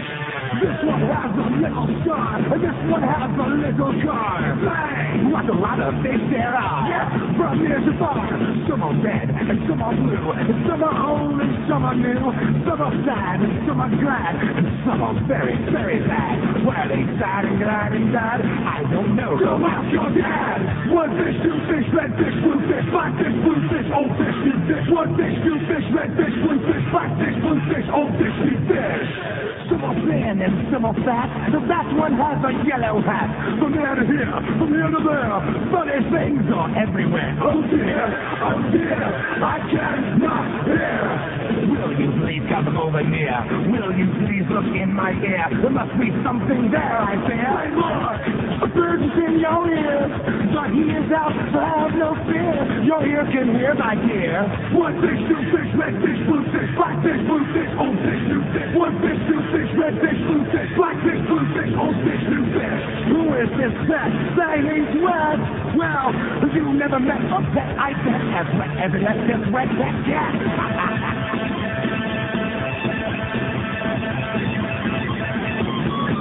One fish, two fish, red fish, blue fish, black fish, blue fish, old fish, new fish. One fish, two fish, red fish, blue fish, black fish, blue fish, old fish, new fish. One fish, two fish, red fish, new fish. One fish, two fish, red fish, blue fish, black fish, blue fish, old fish, and new fish. 145 and 560 WQAM. We have an open line at date 5670560 pound 560 on the AT&T line. We got Jim Mandich for Hank coming up at 2 at Chula's Take 2. The Boogs there talking baseball 6 to 8, talking stuff 8 to 10. And Ed Kaplan talking general gambling crap 10 o'clock tonight. Boy, I'm telling you, this room is a disaster. I want everybody to go out and shout it on the rooftops. The studio is sick. The disease is loose. This building needs to be nuked. This building and the one over on Sheridan Street, the two of them, they both need to be nuked. Here's a mobile in Coral Springs. Hello. Golly, I've been holding it in the phone too. Yeah. I just wanted to know what you thought about the Tyson fight. What did I think about it? Yeah, about Meaning Tyson. what? Like I would watch it? No, you didn't watch it. I was wondering if you watched it or not. Why would I watch it? No, I was just curious. You know, if you watched the fight and watch how Tyson tried to break the guy's arm. Yeah, I read about it. Oh, okay. I was just curious. You have a disease in your building there? Yeah, we have a sick building. You need to clean your ducts out. Yeah. The fuzz is out of your ducts. Well, maybe our ducks have fuzzy rectums. That might be it. Okay. Yeah, what did I think of the Tyson fight? Mm-hmm. That's really what we're talking about, isn't it? And we're talking about that crap? No. Open line at date 1 at Broward, 5670560, pound 560 on the AT&T wireless line. Here is one of the lowest life forms ever to crawl on the face of the earth, Mike Tyson. I say that beyond a shadow of a doubt. Lower than pond scum. And there are people like this guy, I'm sure, spending their $45 or $50 to watch that garbage, to watch that swill. Like I said, America, it's the Jerry Springer Show. Parkland, hello. Parkland, yes, sir. How you doing? Okay. I want to tell you how excited I am for getting Pavel. Me and my wife and my child had a trip planned to Disney World for Wednesday, the day of the Montreal game. Right. Well, obviously, as soon as we heard that, because we've been season ticket holders since the beginning, we postponed that trip because I'm not going to miss it. Except they might sit him out that long to recover, and I'll really be sick. Because it's my wife. He is my wife's favorite player. He won't be sitting out on Wednesday. The way they're talking, who knows? I can see them waiting until the Philly game at least. That's only David J. Neal that's saying it takes 1 day per time zone. I mean, that's the dumbest, one of the dumbest things that's ever been written in history.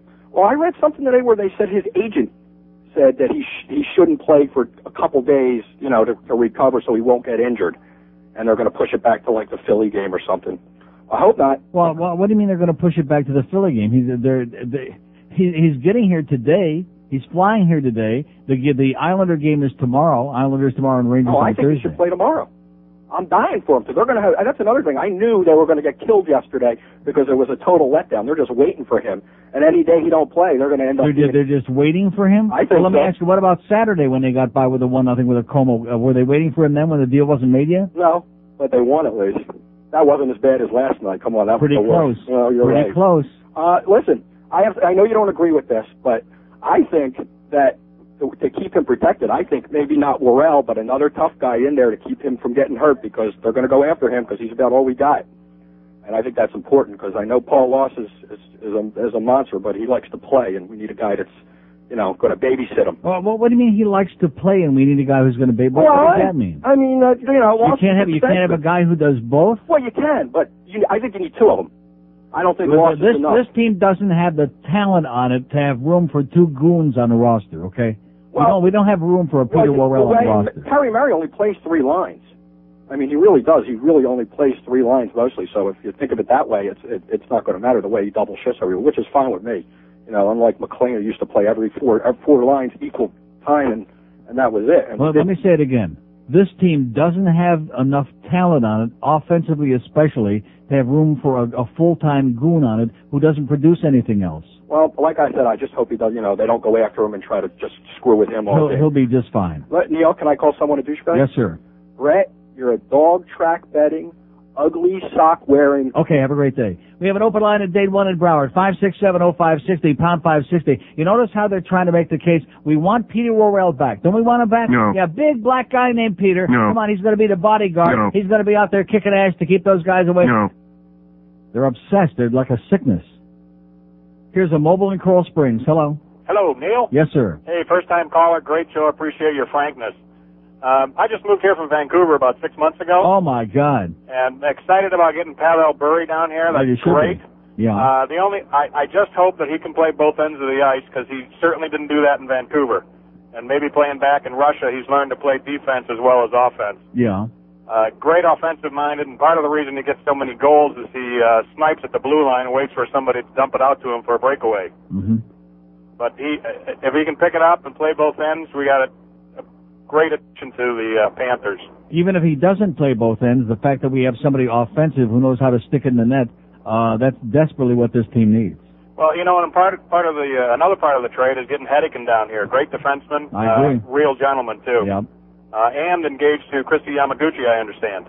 Well, how can you go wrong with that? There you go. Okay, pal. Hey, nice talking to you. Good luck Take care. to us. Okay, you Take too. care. We have an open line at Broward 2 at Dade, 5670560, pound 560 on the AT&T wireless line. Here's Miami. Hello.